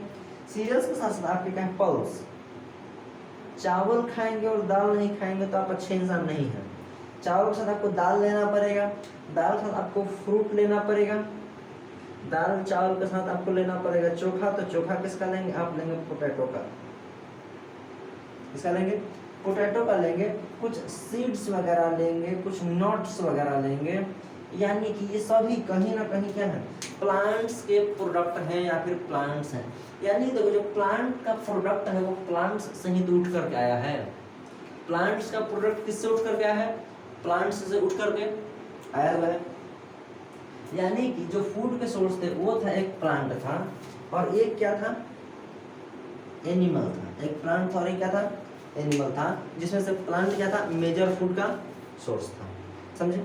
अब देखो प्लांट से हमने फूड सोर्स लिया, एनिमल से हमने फूड सोर्स को लिया, और कुछ लोग क्या है, मान लेते हैं कि जो ये व्यक्ति है ये प्लांट्स से भी खाना लेता है, ये खाना एनिमल्स से भी लेता है। क्यों, क्योंकि इस व्यक्ति को लग रहा है कि हम दोनों से खाना लेंगे तो हम ज़्यादा हेल्दी रहेंगे, उसकी बॉडी को एक बढ़िया बैलेंस डाइट मिलेगा, उसकी बॉडी के जो न्यूट्रिशन है उस प्रॉपर अमाउंट में मिलेगा और पूरा पूरा क्या रहेगा, वो हेल्दी रहेगा। यानी कि इसको एक प्रॉपर बैलेंस डाइट चाहिए। क्या है बैलेंस डाइट, बैलेंस डाइट वो होता है एक ऐसा डाइट जिसमें कि हर एक कंपोनेंट एक प्रॉपर अमाउंट में प्रेजेंट हो, एक प्रॉपर अमाउंट में क्या हो, प्रेजेंट हो, जिससे बॉडी की सारी जो कमियां हैं वो पूरी होती रहे धीरे धीरे। बॉडी में मान लो किसी चीज़ की कमी वगैरह ना हो, यानी कि सभी चीज़ों की कमी पूर्ति हो, तो क्या क्या होना चाहिए, जो हम इधर पर हैं वो सब होना चाहिए। क्या बैलेंस डाइट में कार्बोहाइड्रेट होना चाहिए, क्या नहीं होगा तो काम नहीं चलेगा। प्रोटीन होना चाहिए क्या, हाँ प्रोटीन नहीं होगा तो भी काम मतलब बिगड़ जाएगा वहाँ पर। क्या उसके पास फैट होना चाहिए, क्या हाँ फैट नहीं होगा तो मान लेते हैं कि अगर इंस्टेंट एनर्जी पड़ गई, जब कहीं पे वैसे चले गए तो फैट को ही तो एनर्जी ले करना पड़ेगा फैट से, तो फैट होना जरूरी है। वाइटामिन की जरूरत है, मिनरल्स, वाटर, रफेज। यानी कि जब बैलेंस डाइट हम लेते हैं तो बैलेंस डाइट में इन सभी चीज़ों का होना मतलब क्या है, इम्पोर्टेंट है। अगर कोई चीज़ मिसिंग रहेगी तो उसको बैलेंस डाइट नहीं कहें। क्यों, क्योंकि बैलेंस डाइट का मतलब यही है कि जो भी चीज़ हमारी बॉडी के लिए हेल्पफुल है वो सभी चीज़ इसमें क्या हो, प्रेजेंट हो, समझे। तो देखो हम ये कह रहे थे कि फूड सोर्स दो तरीके के थे, एक प्लांट सोर्स और एनिमल सोर्स। मजे की बात ये है हमारे पास कि जो फूड है ना हमारा, फूड फूड भी अलग अलग टाइप के हैं, मतलब उनके काम के बेसिस पर। कुछ फूड ऐसे हैं जो आपको एनर्जी प्रोवाइड कराएंगे, कुछ फूड क्या करेंगे, आपको एनर्जी प्रोवाइड कराएंगे। कुछ फूड उतना ज़्यादा एनर्जी भले प्रोवाइड करवाए चाहे ना करवाए, कुछ फूड आपके लिए प्रोटेक्टिव होंगे, यानी कि प्रोटेक्टिव मतलब आपको अलग मतलब बीमारी वगैरह से क्या करेंगे, बचाएंगे। और कुछ फूड जो है आपके लिए ना वो एनर्जी देंगे ना प्रोडक्टिव, बस आपके बॉडी बना देंगे, बॉडी बिल्डिंग्स हैं। कभी कभी क्या होता है कि कुछ लोगों की बॉडी तो मस्त एकदम बॉडी बनी होती है, लेकिन देह में जान नहीं है, मार दीजिएगा एक चमेटा उठेगा नहीं, समझे। तो ये 3 तरीके के फूड बने हुए, एक है एनर्जी गिविंग वाले। एनर्जी गिविंग से मतलब क्या है, अभी देखो अभी गर्मी का दिन आने वाला है, तुरंत वो वाला प्रचार आपको देखने को मिलेगा। कौन सा वाला, कि एक बच्चा खेलने गया तो ऊपर से जो सूरज है और स्ट्रॉ की तरह बच्चे का क्या कर दिया, पानी पी गया। अब बच्चे का पानी खून पी गया तो मम्मी उसको ग्लूकोज देगी, ग्लूकॉन डी देगी, और ग्लूकोज पिएगा बच्चा तो इंस्टेंट एनर्जी मिलेगी। ग्लूकोज वगैरह जो भी है सिर्फ शुगर वगैरह है, अलग अलग तरीके के शुगर है, यानी कि एनर्जी के लिए आपके पास क्या होना चाहिए, शुगर होना चाहिए। और व्हीट है, राइस है, यानी कि इन सब से आपको थोड़ी बहुत अच्छी खासी एनर्जी मिलेगी। क्यों, क्योंकि देखो जो एनर्जी है, एनर्जी का ही इस्तेमाल करके खेलने कूदने भागने दौड़ने सोचने सब में एनर्जी का ही क्या है, यूज है। तो हर एक इंडिविजुअल की एनर्जी की आवश्यकता क्या है, होती है। प्रोटेक्टिव यानी कि आपको क्या करता है, डिजीज से बचाएगा, डिजीज से क्या करेगा, बचाएगा। तो डिजीज से बचाने के लिए क्या करेंगे, तो बीमारी से बचना है तो बीमार पड़ जाइए, ऐसा कर सकते हैं क्या, नहीं। बीमारी से बचना है तो आप फल सब्जियां खाएंगे तो आप बीमारी से क्या होंगे, बचे रहेंगे। यानी कि प्रोटेक्टिव फूड में आपके फ्रूट्स आते हैं, वेजिटेबल्स आते हैं, जो कि आपको क्या करते हैं, डिजीज वगैरह से बचाते हैं। ठीक, जो मेरे पास बॉडी बिल्डिंग्स फूड है, बॉडी बिल्डिंग्स फूड मतलब जो आपकी बॉडी को मतलब मजबूत बनाएंगे। क्या क्या हो सकता है आपको, पल्स है, एग है, मिल्क है। जो जिम वगैरह जाते हैं ना, उनमें मतलब अलग ही तरीके का एक चीज भर दिया जाता है कि अगर तुमको बॉडी बनाना है तो तुमको खाना पड़ेगा, भर भर के एग खाना पड़ेगा, मीट खाना पड़ेगा, एकदम मतलब दिन में 20-22 किलो दूध पीना पड़ेगा। अरे वो देखो अभी के टाइम पर जैसा माहौल चल रहा है, हमको सिखाया जाता है कि जो तुम्हारा शरीर है ना, वो मतलब हाथी की तरह हो जाएगा, राइनो की तरह हो जाएगा, तुम उतने मतलब मजबूत हो जाओगे। देखो जो ये फिल्म इंडस्ट्री है, जो क्या ये फिल्म इंडस्ट्री है, इसने क्या किया है कि लोगों को जो माइंड है वो डाइवर्ट कर रखा है कि अगर आप जिम जा रहे हैं तो आपकी बॉडी ऐसी होनी चाहिए, अगर आप खाना खा रहे हैं तो एकदम भर भर के खाना खाओ। जितनी बॉडी को नीड है उतना ही उसकी सप्लाई वहाँ पर कीजिए, अगर ओवर सप्लाई कर दीजिएगा तो प्रॉब्लम हो जाएगा, समझे। तो फूड अगर आप ले रहे हैं और फिर भी अगर आपको लग रहा है कि एनर्जी की कमी है, आप डिजीज से नहीं बच पा रहे हैं, थोड़ी बहुत भी बॉडी अगर नहीं बन पा रही है, तो प्रॉब्लम कहाँ पे है आपके, प्रॉब्लम है आपका डाइजेस्टिव सिस्टम में। प्रॉब्लम कहाँ पे है, डाइजेस्टिव सिस्टम में। अगर डाइजेस्टिव सिस्टम आपका बढ़िया रहेगा, अगर डाइजेस्टिव सिस्टम आपका मस्त है, तो ही आप उस खाने का जो कंपोनेंट है उसको अच्छे से एक्सट्रैक्ट कर पाएंगे, खाने के कंपोनेंट क्या कर पाएंगे, एक्सट्रैक्ट कर पाएंगे। क्या होता है डाइजेस्टिव सिस्टम में, डाइजेस्टिव सिस्टम में फूड का डाइजेशन होता है, जो कॉम्प्लेक्स सब्सटेंस है, कॉम्प्लेक्स मॉलिक्यूल्स हैं। देखो डाइजेस्टिव सिस्टम में क्या होता है कि जो आपका कॉम्प्लेक्स सब्सटेंस है उसको सिंपल एब्जॉर्बेबल फॉर्म में बनाता है।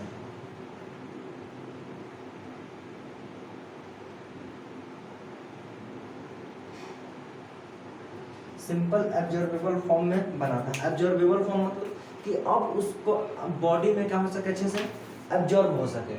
अगर बॉडी में एब्जॉर्ब ही नहीं हो पाएगा, जब बॉडी में एब्जॉर्ब ही नहीं हो पाया तो मतलब कहाँ से बॉडी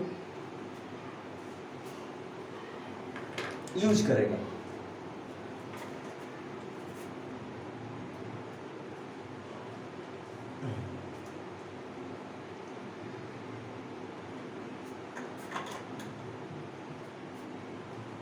यानी कि देखो जो भी चीज हम खाएं उसका प्रॉपर बॉडी में एब्जॉर्प्शन होना चाहिए। अगर बॉडी उसको सही से एब्जॉर्ब नहीं कर पा रहा है तो उसका सही से यूज ही नहीं हो पाएगा, उसका सही से यूज नहीं हो पाएगा। जैसे कि देखो, मान लो कि अगर आप क्या लेते हैं, अगर आप स्टार्च खाते हैं तो स्टार्च एक कॉम्प्लेक्स मटेरियल है जो कि बनेगा ग्लूकोज। ग्लूकोज एक सिंपल एब्जॉर्बेबल फॉर्म है। कभी कभी देखते हैं जो पानी चढ़ाते हैं हम लोग, उसमें ग्लूकोज का पानी दे दिया जाता है कि जिससे बॉडी को इंस्टेंट क्या मिले, एनर्जी मिले। प्रोटीन्स वगैरह हैं, प्रोटीन एक कॉम्प्लेक्स होता है जो कि अमाइनो एसिड्स में क्या होता है, वो कन्वर्ट होता है, डाइजेस्ट होकर के वो होता है। फैटी एसिड बनते हैं, ग्लिसरॉल बनते हैं और वो बॉडी में क्या होता है, एब्जॉर्ब होते हैं। अभी देखो मजे की बात है कि एक सुनो, जब खाना खाते हैं तो खाना खाने के बाद खाना ऐसा थोड़ी कि खाना खाया तो गला में आया, खाना खाया गला में आ गया। अरे गला में मतलब टैंकर थोड़ी लगा है कि कितना खाना तो खत्म ही नहीं हो रहा है, ऐसा नहीं होता है। हमारे पास है एक एलिमेंट्री कैनाल, हमारे पास क्या होता है, एलिमेंट्री कैनाल होता है। एलिमेंट्री, अच्छा कैनाल मीन्स क्या, कैनाल मीन्स मतलब एक tube like structure.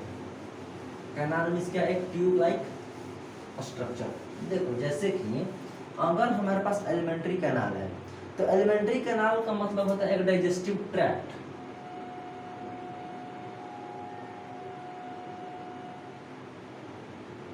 Alimentary canal का मतलब डाइजेस्टिव ट्रैक्ट। एलिमेंट्री कैनाल एक लॉन्ग मस्क्यूलर कैनाल है, लॉन्ग मस्क्यूलर कैनाल है। जैसे कि देखो, मान लो ये एक पाइप है तो इसके दो एंड्स हैं, दो क्या एंड्स हैं, अगर एक एंड ए है और एक एंड बी है। अगर आप एंड ए को माउथ कह रहे हैं तो जो एंड बी है ये एनस है, जो एंड बी है वो क्या है, एनस है। यानी कि एक ही पाइप है और उस पाइप की दो ओपनिंग्स हैं। एक पाइप है, उस पाइप की क्या है, दो ओपनिंग्स है। पहला ओपनिंग जो माउथ होगा, पहला ओपनिंग क्या है, जो माउथ हुआ, एक ओपनिंग क्या हुआ, एनस हुआ। तो ये दो ओपनिंग्स हैं और यही क्या है, एक डाइजेस्टिव ट्रैक्ट बनाते हैं। और इसी बीच में आपका लार्ज इंटेस्टाइन, स्मॉल इंटेस्टाइन, बीच में पेट ऐसा बना हुआ है यहाँ पर, समझे यहाँ पर। अब देखो, जो हमारा एलिमेंट्री कैनाल है उसके मेन जो पार्ट्स हैं हमारे पास, इस एलिमेंट्री कैनाल के जो मेन पार्ट्स हैं हमारे पास, मेन पार्ट्स में क्या है, पहला तो है हमारे पास बक्कल कैविटी। हमारा बक्कल कैविटी क्या है, बक्कल कैविटी जो मुंह है हमारा, कैविटी मतलब खाली जगह, कैविटी मतलब खाली जगह। यानी कि एक हमारा है मुंह, एक हमारा क्या है, मुंह है। हमारे पास एक फूड पाइप है, क्या है हमारा, फूड पाइप। फूड पाइप को बोलते हैं इसोफेगस, फूड पाइप को क्या बोलते हैं, इसोफेगस भी बोलते हैं, ठीक। तो यानी कि एक हमारा है बक्कल कैविटी है और एक हमारा इसोफेगस है, या फिर जिसको बोलते हैं फूड पाइप। देखो बक्कल कैविटी में क्या होता है, हम खाना मुंह में रखते हैं, उसको खाने को अच्छे से चबाते हैं, यानी कि मैकेनिकल डाइजेशन, केमिकल नहीं। अभी दांतों से उसका फिजिकल चर्निंग हो रही है, उसको हम लोग तोड़ रहे हैं, यानी कि मुंह में जो खाना है उसकी मैकेनिकल डाइजेशन हो रही है। थोड़ा बहुत जो स्टार्च वगैरह है, सलाइवरी एमाइलेज, जो कि मुंह में सलाइवा है, तो उससे वो डाइजेस्ट क्या होते हैं। जो स्टार्च है, स्टार्च कन्वर्ट होता है शुगर में सलाइवरी एमाइलेज के थ्रू, और वो कुछ मतलब मुंह में स्टार्च का डाइजेशन वगैरह होने लगता है। यानी कि जो डाइजेशन है हमारा, डाइजेशन ऐसा नहीं कि पेट में जब खाना जाएगा तो ही डाइजेस्ट होगा, नहीं। डाइजेशन हमारा माउथ से ही स्टार्ट हो जाता है, डाइजेशन हमारा माउथ से ही क्या हो जाता है, स्टार्ट हो जाता है। दूसरा है फूड पाइप, ये था पहला और ये था दूसरा, फूड पाइप। फूड पाइप क्या कर रहा है कि फूड पाइप जो है स्टोमेज तक खाने को क्या करता है, पहुंचाता है। देखो जो खाना खाया तो खाना कहाँ पहुंचेगा, पेट में। पेट में खाना कैसे पहुंचता है, देखो पेट में खाना पहुंचता है पेरिस्टाल्टिक मूवमेंट के थ्रू। पेरिस्टाल्सिस मूवमेंट के थ्रू पेट में खाना पहुंचता है। पेरिस्टाल्सिस क्या होता है, एक मस्क्यूलर कॉन्ट्रैक्शन। मस्क्यूलर कॉन्ट्रैक्शन मतलब जैसे कि मान लो कि एक पाइप है, ठीक, और एक पाइप में मिट्टी भर दो या फिर कुछ भर दो और उसको अगर पीछे से ऐसे जातोगे तो वो सामान आगे की तरफ क्या होगा, पुश करेगा, आगे की तरफ क्या होगा, पुश करेगा। जैसे कि मान लो कि अगर यहाँ पर सब्सटेंस है, ठीक, यहाँ पर क्या है, सब्सटेंस है, और ये वाला माउथ अगर ओपन है, ठीक, ये वाला माउथ अगर क्या है, ओपन है, तो अगर जब इसको हम यहाँ से ऐसे चाटेंगे, जब यहाँ से इसको ऐसे जातेंगे तो क्या जो सामान है वो इधर की तरफ क्या हो जाएगा, बाहर आ जाएगा क्या, हाँ बिल्कुल बाहर आएगा। तो वैसे ही पेरिस्टाल्सिस मूवमेंट होता है, एक मस्कुलर कॉन्ट्रैक्शन होता है। जब वो कॉन्ट्रैक्ट करेगा तो जो चीजें हैं आगे की तरफ क्या होती हैं, पुश होती है, आगे की तरफ क्या होती है, पुश होती है। समझे यहाँ पर? अब देखो तीसरा है हमारा स्टोमक। फूड पाइप के बाद है हमारा स्टोमक। स्टोमक क्या कह रहा है, स्टोमक एक मस्कुलर सैक है। सैक मतलब खाली जगह, पेट में खाली जगह रहेगा तभी तो मतलब खाना पचेगा ना।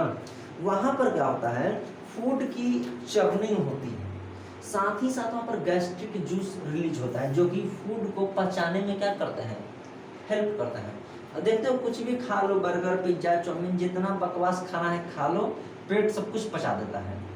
समझे? यहाँ पर पेट सब कुछ पचा रहा है, यानी उसके पास सब कुछ पचाने भर, मतलब उसके पास सर्टेन अमाउंट में केमिकल्स प्रेजेंट है तभी तो पचा पा रहा है। वरना वहाँ पे कुछ जनरेटर, कुछ भारी भर का मशीन थोड़ी लगा है कि मतलब एकदम बस चलते जाए पचते जाए, ऐसा तो नहीं है। वहाँ पर क्या है, अलग अलग जो हमारे पास केमिकल्स हैं वो प्रेजेंट है। जैसे पेप्सिन प्रेजेंट है, पेप्सिन अगर प्रेजेंट है तो प्रोटीन को पचाने में क्या करता है, हेल्प करता है। अगर मान लो कुछ हार्मफुल अगर बैक्टीरिया चल जाए तो वहाँ पे HCl वगैरह पहले से प्रेजेंट है, हाइड्रोक्लोरिक एसिड, वो उसको मतलब मार देता है। म्यूकस वगैरह भी क्या है, प्रेजेंट है। देखो पेट में क्या है, जो म्यूकस प्रेजेंट होता है, म्यूकस इसलिए प्रेजेंट है कि ये पेट के वॉल को प्रोटेक्शन प्रोवाइड कराता है। क्यों? क्योंकि देखो जब क्या है ना कि जो स्टोमक की वॉल होती है ना, वो हमेशा एक्सक्रिएट होते रहती है, वहाँ की सेल्स का एक्सक्रिएशन होते रहता है। क्यों? क्योंकि कभी कभी क्या होता है कि जो पेट में जो एसिड है उसके जो छींटे हैं थोड़ा बहुत पड़ते रहता है, तो वहाँ की सेल्स डैमेज होती रहती है। सेल्स डैमेज होते रहता है और नए सेल्स हमेशा क्या होते रहते हैं, बनते रहते हैं। म्यूकस हेल्प करता है ताकि जो हाइड्रोक्लोरिक एसिड है उससे पेट, मतलब अगर मान लो कि हाइड्रोक्लोरिक अगर एसिड है तो उससे तो वहाँ के सेल्स पूरे कहाँ जाएंगे, डैमेज हो जाएंगे। इस डैमेज से बचने के लिए आपके पास वहाँ पर म्यूकस प्रेजेंट किया गया है। म्यूकस रहेगा तो वहाँ के सेल्स क्या होंगे, बचे रहेंगे, जल्दी खराब नहीं होंगे। ठीक, एक है आपका स्मॉल इंटेस्टाइन और लार्ज इंटेस्टाइन। देखो स्मॉल इंटेस्टाइन क्या कह रहा है, स्मॉल इंटेस्टाइन ही डाइजेशन का मेन साइट है। जो हमारा स्मॉल इंटेस्टाइन होता है, स्मॉल इंटेस्टाइन क्या होता है, जैसे कि मान लो कि एक रफ डायग्राम बनाते हैं।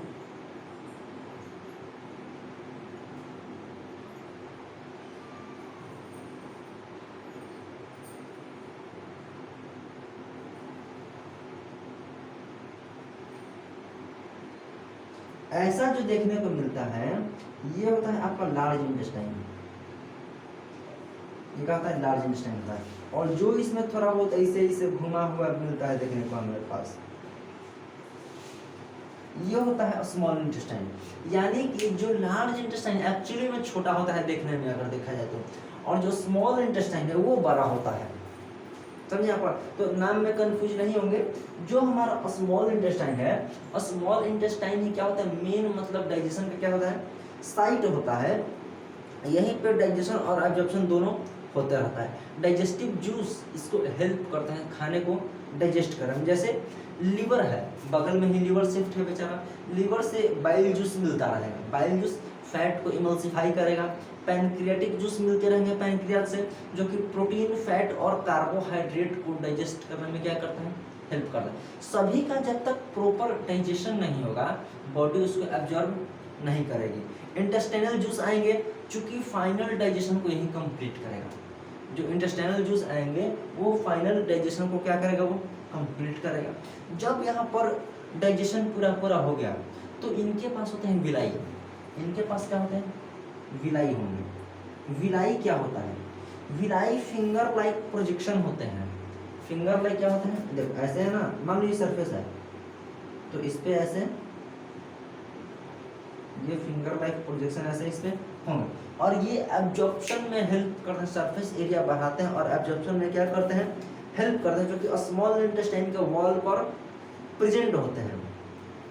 जो न्यूट्रिएंट है, जो यहाँ पर डाइजेशन करके न्यूट्रिएंट इन्होंने निकाला, उसको ब्लड में भेजना है अल्टीमेटली, तो विलाई के थ्रू एब्जॉर्ब होकर के ब्लड में क्या होंगे, वो पास आउट होंगे।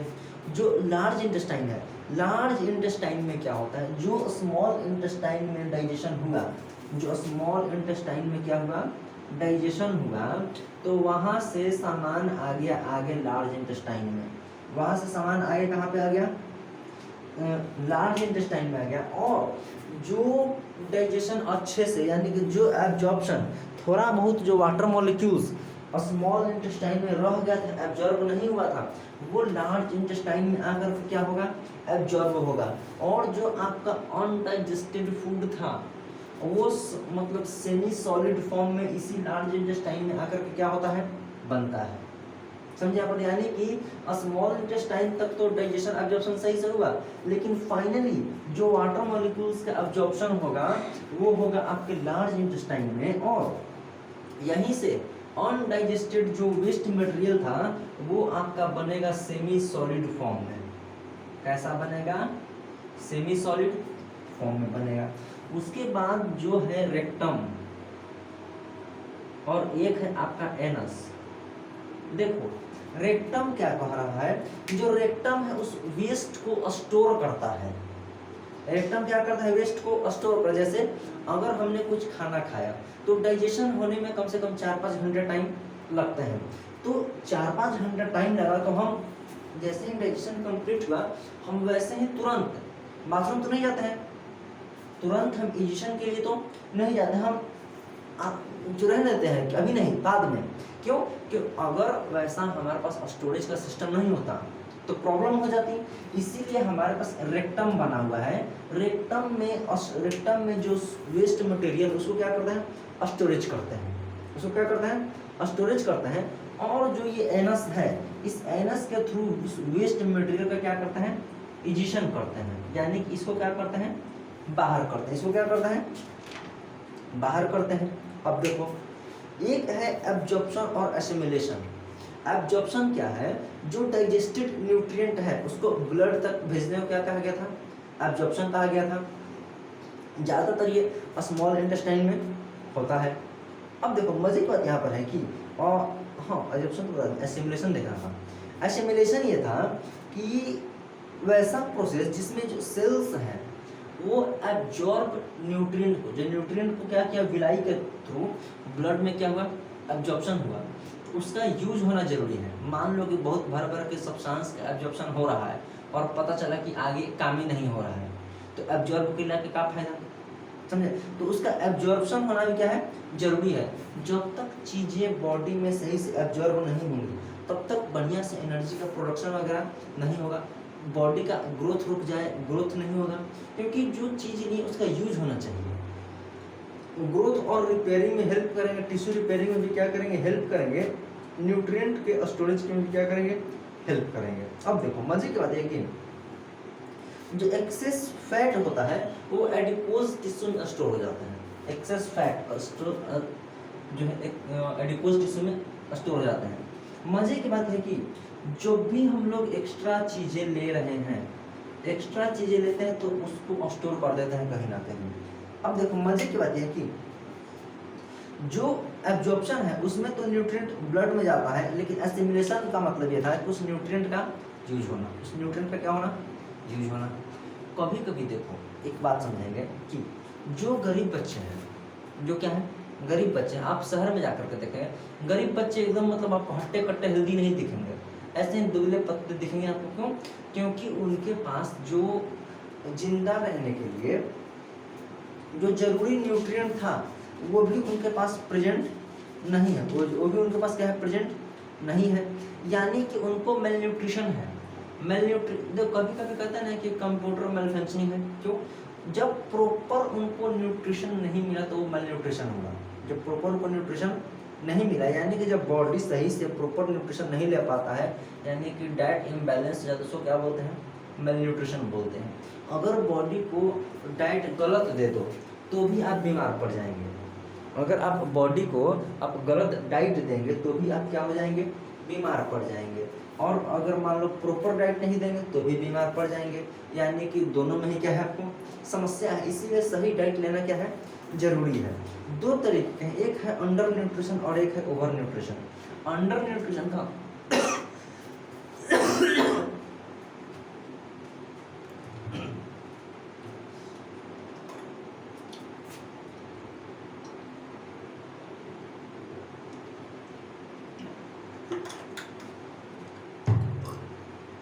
देखो, जो एक होता है अंडर न्यूट्रिशन,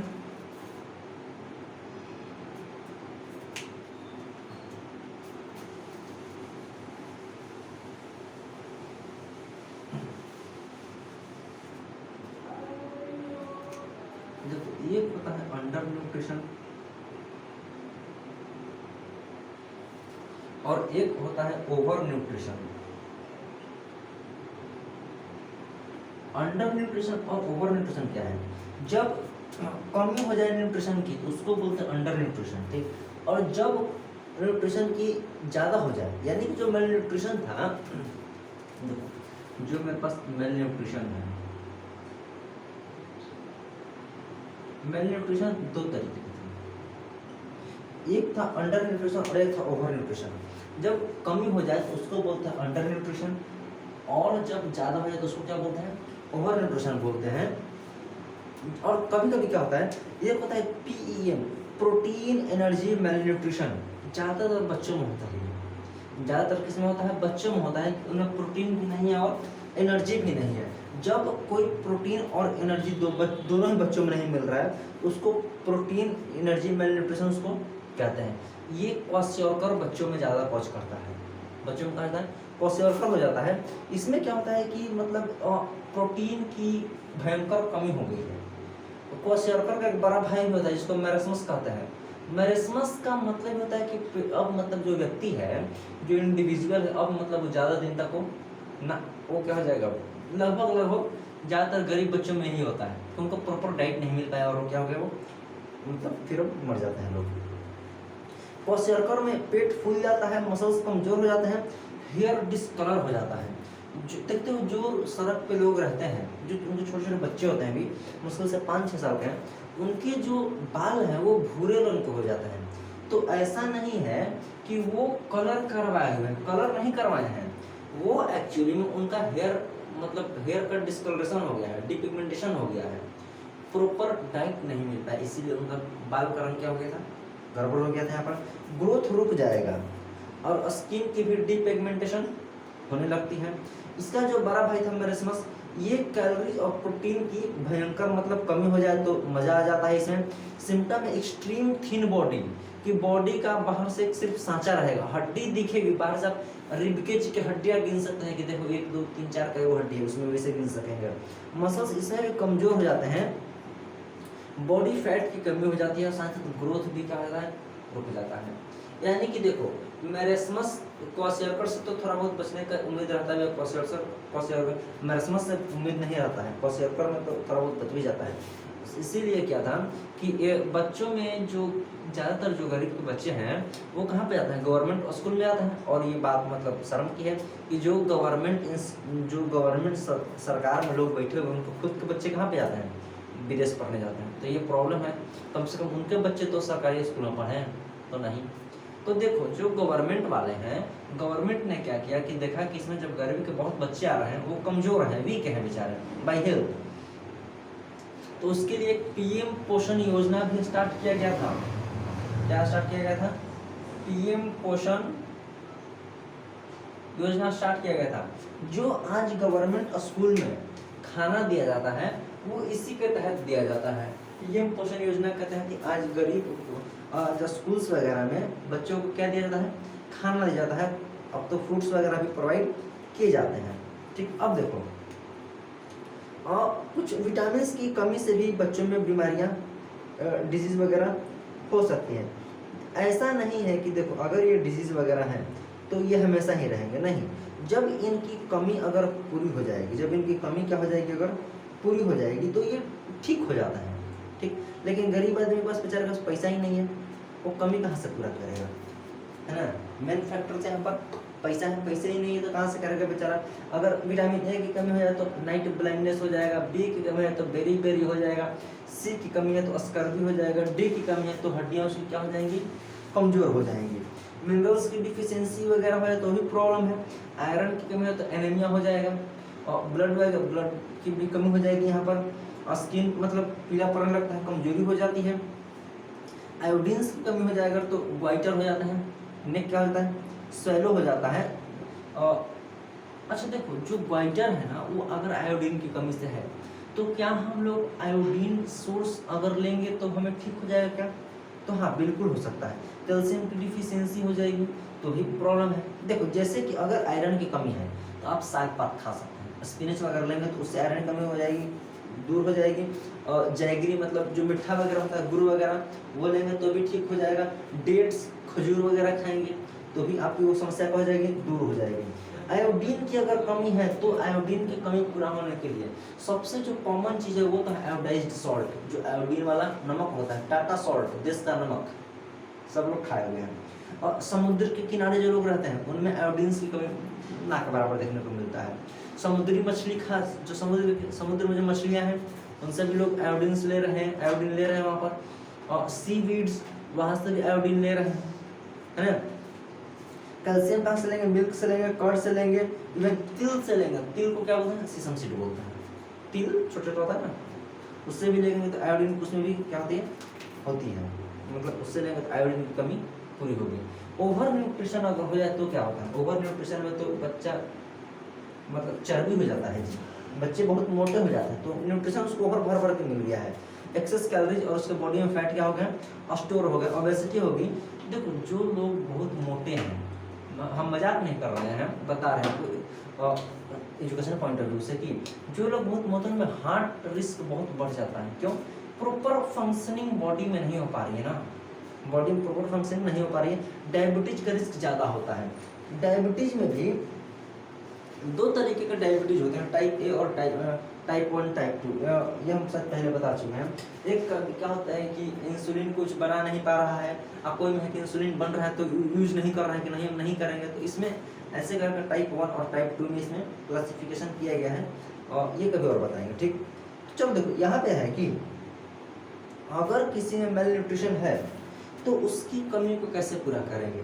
सबसे पहले तो बैलेंस डाइट लेंगे, अगर खाना सही रखेंगे तब जाकर के चीज़ों की कमी को पूरा कर पाएंगे। फ्रूट वेजिटेबल लेंगे, सब स्वच्छ पानी लेंगे। पानी का इतना मतलब देखो, भारत जैसे देश में भी स्वच्छ पानी पीने को नहीं मिल रहा है, तो दूसरे देशों की क्या ही उम्मीद किया जाए। जब भारत में इतना सारा नदी है तो यहाँ पे तो साफ पानी पीने को मिल ही नहीं रहा है, तो दूसरे देशों से क्या ही उम्मीद किया जाना चाहिए, समझे। हेल्दी लाइफ स्टाइल रहेंगे, हेल्दी लाइफ स्टाइल रहने के लिए मतलब पैसे ही नहीं है। गरीब आदमी बेचारा हेल्दी लाइफ स्टाइल का समझ में जाएगा, वो तो बस सुबह शाम 2 वक्त की रोटी खा रहा है और उसी में खुश है। 3 टाइम मिल गया तो उस दिन तो पार्टी हो गया, समझे। देखो प्लांट में जो न्यूट्रिशन देखने को मिला था, प्लांट में एक ऑटोट्रोफिक मोड ऑफ न्यूट्रिशन देखने को मिला था। इनके पास क्या है ना कि लीफ है बेचारे के पास, प्लांट्स में क्या है, लीफ है।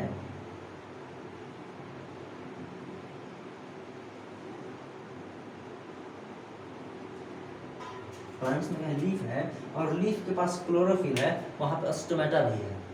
क्लोरोफिल क्या करते हैं कि क्लोरोफिल सनलाइट के प्रेजेंस में वो क्या करते हैं, खाना बनाते हैं। स्टोमेटा क्या है, स्टोमेटा से जो हवा है उसका क्या होता है, आन जान लगा रहता है बेचारे के पास।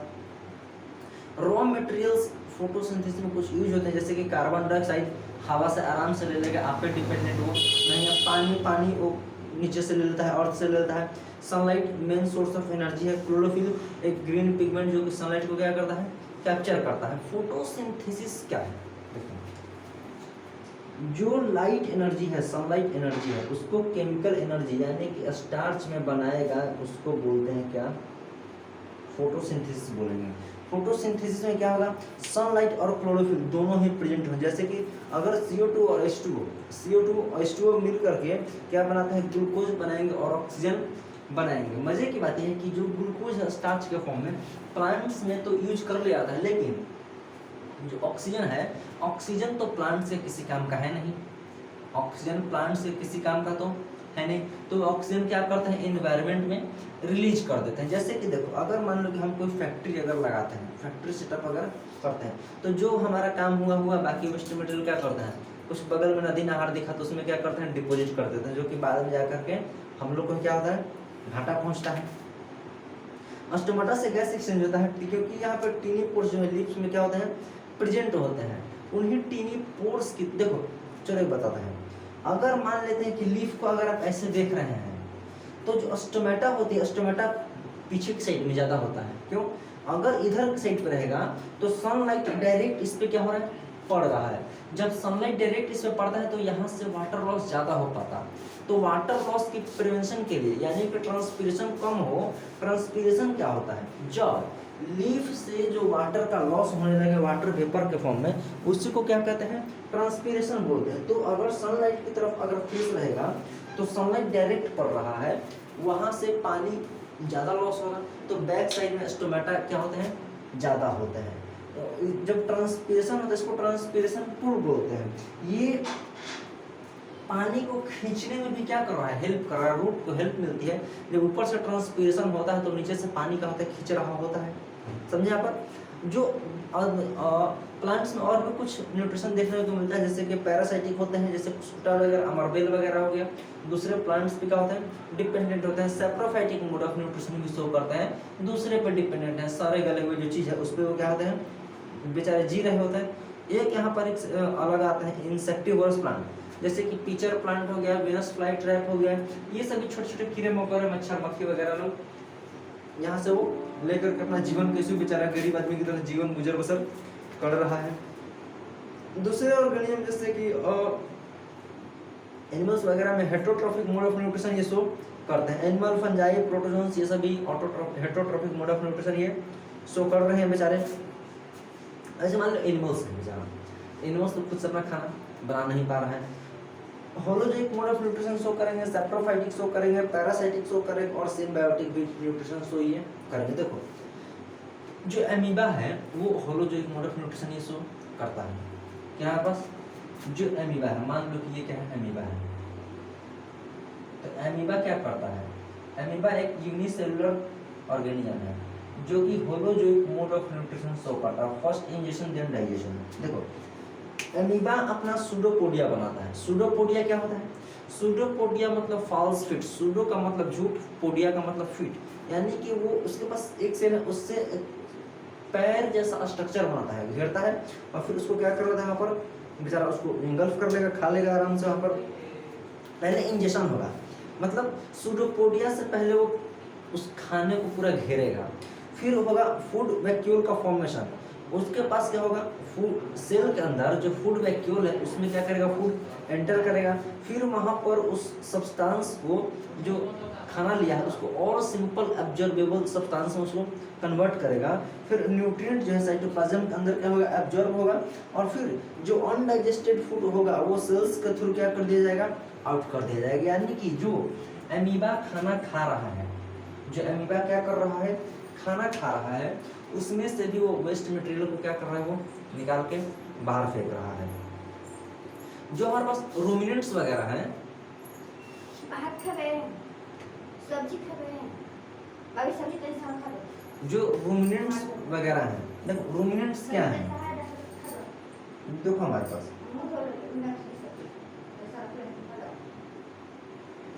रूमिनेंट्स क्या होते हैं, जो जानवर घास वगैरह खा रहे हैं। अब हर जानवर तो घास, मान लो खरगोश है तो खरगोश तो घास खा रहा है जी, तो खरगोश को रूमिनेंट थोड़ी कह देंगे। घोड़ा गधा तो घास खा रहा है तो उसको रूमिनेंट्स नहीं कहेंगे। रूमिनेंट्स उनको कहते हैं जो घास खाया और बाद में बैठ करके कॉर्ड च्यूइंग कर रहा है, जुगाली कर रहा है, वो उसको बोलते हैं रूमिनेंट्स। जो बेचारे रूमिनेंट्स हैं इनका खुद का पेट तो 4 चैम्बर में डिवाइडेड है। ह्यूमन बीइंग्स में हार्ट 4 चैम्बर में डिवाइडेड होता है, वहीं पर रूमिनेंट्स में जो पेट है वो 4 चैम्बर में क्या होता है, डिवाइडेड होता है। जैसे और जो गाय है, बफेलो है, गोट है, बकरी वगैरह, ये सभी रूमिनेंट्स आते हैं। देखो वैसा जैसे कि मान लो कि जो जानवर है वो घास खाया, पहले स्वेलो कर लिया और माउथ में क्या कर लिए, रख लिए, बाद में क्या करेंगे कि रात में बैठेंगे आराम से, अब अपने चैम्बर से खाना निकालेंगे और खाना निकाल कर रात भर क्या करेंगे, उसको चबाएंगे। इसको रूमिनेशन कहते हैं। इसको क्या कहते हैं, रूमिनेशन कहते हैं। जैसे काऊ बफेलो गोट वगैरह हो गए, इनके जो पेट है वो 4 चैम्बर में डिवाइड है। जैसे कि 4 चैम्बर में क्या क्या है, 4 चैम्बर में एक है आपका देखो र्यूमेन, ये बिगेस्ट चैम्बर होता है। क्या है, बिगेस्ट चैम्बर यहाँ पर। और एक है रेटिकुलम। रेटिकुलम जो है इस रूमेन से कनेक्टेड होता है। रेटिकुलम से रूमेन से क्या होता है, कनेक्टेड होता है। एक है ओमेसम। ओमेसम क्या कर रहा है कि यहाँ पर वाटर मिनरल्स यहीं पर ऑब्जर्व होंगे, जो मतलब खाना जो गाय भैंस खाया वो यहीं पर क्या होंगे, ओमेसम में क्या होंगे, एब्जॉर्ब होंगे। और एक है एगोमासम। ठीक,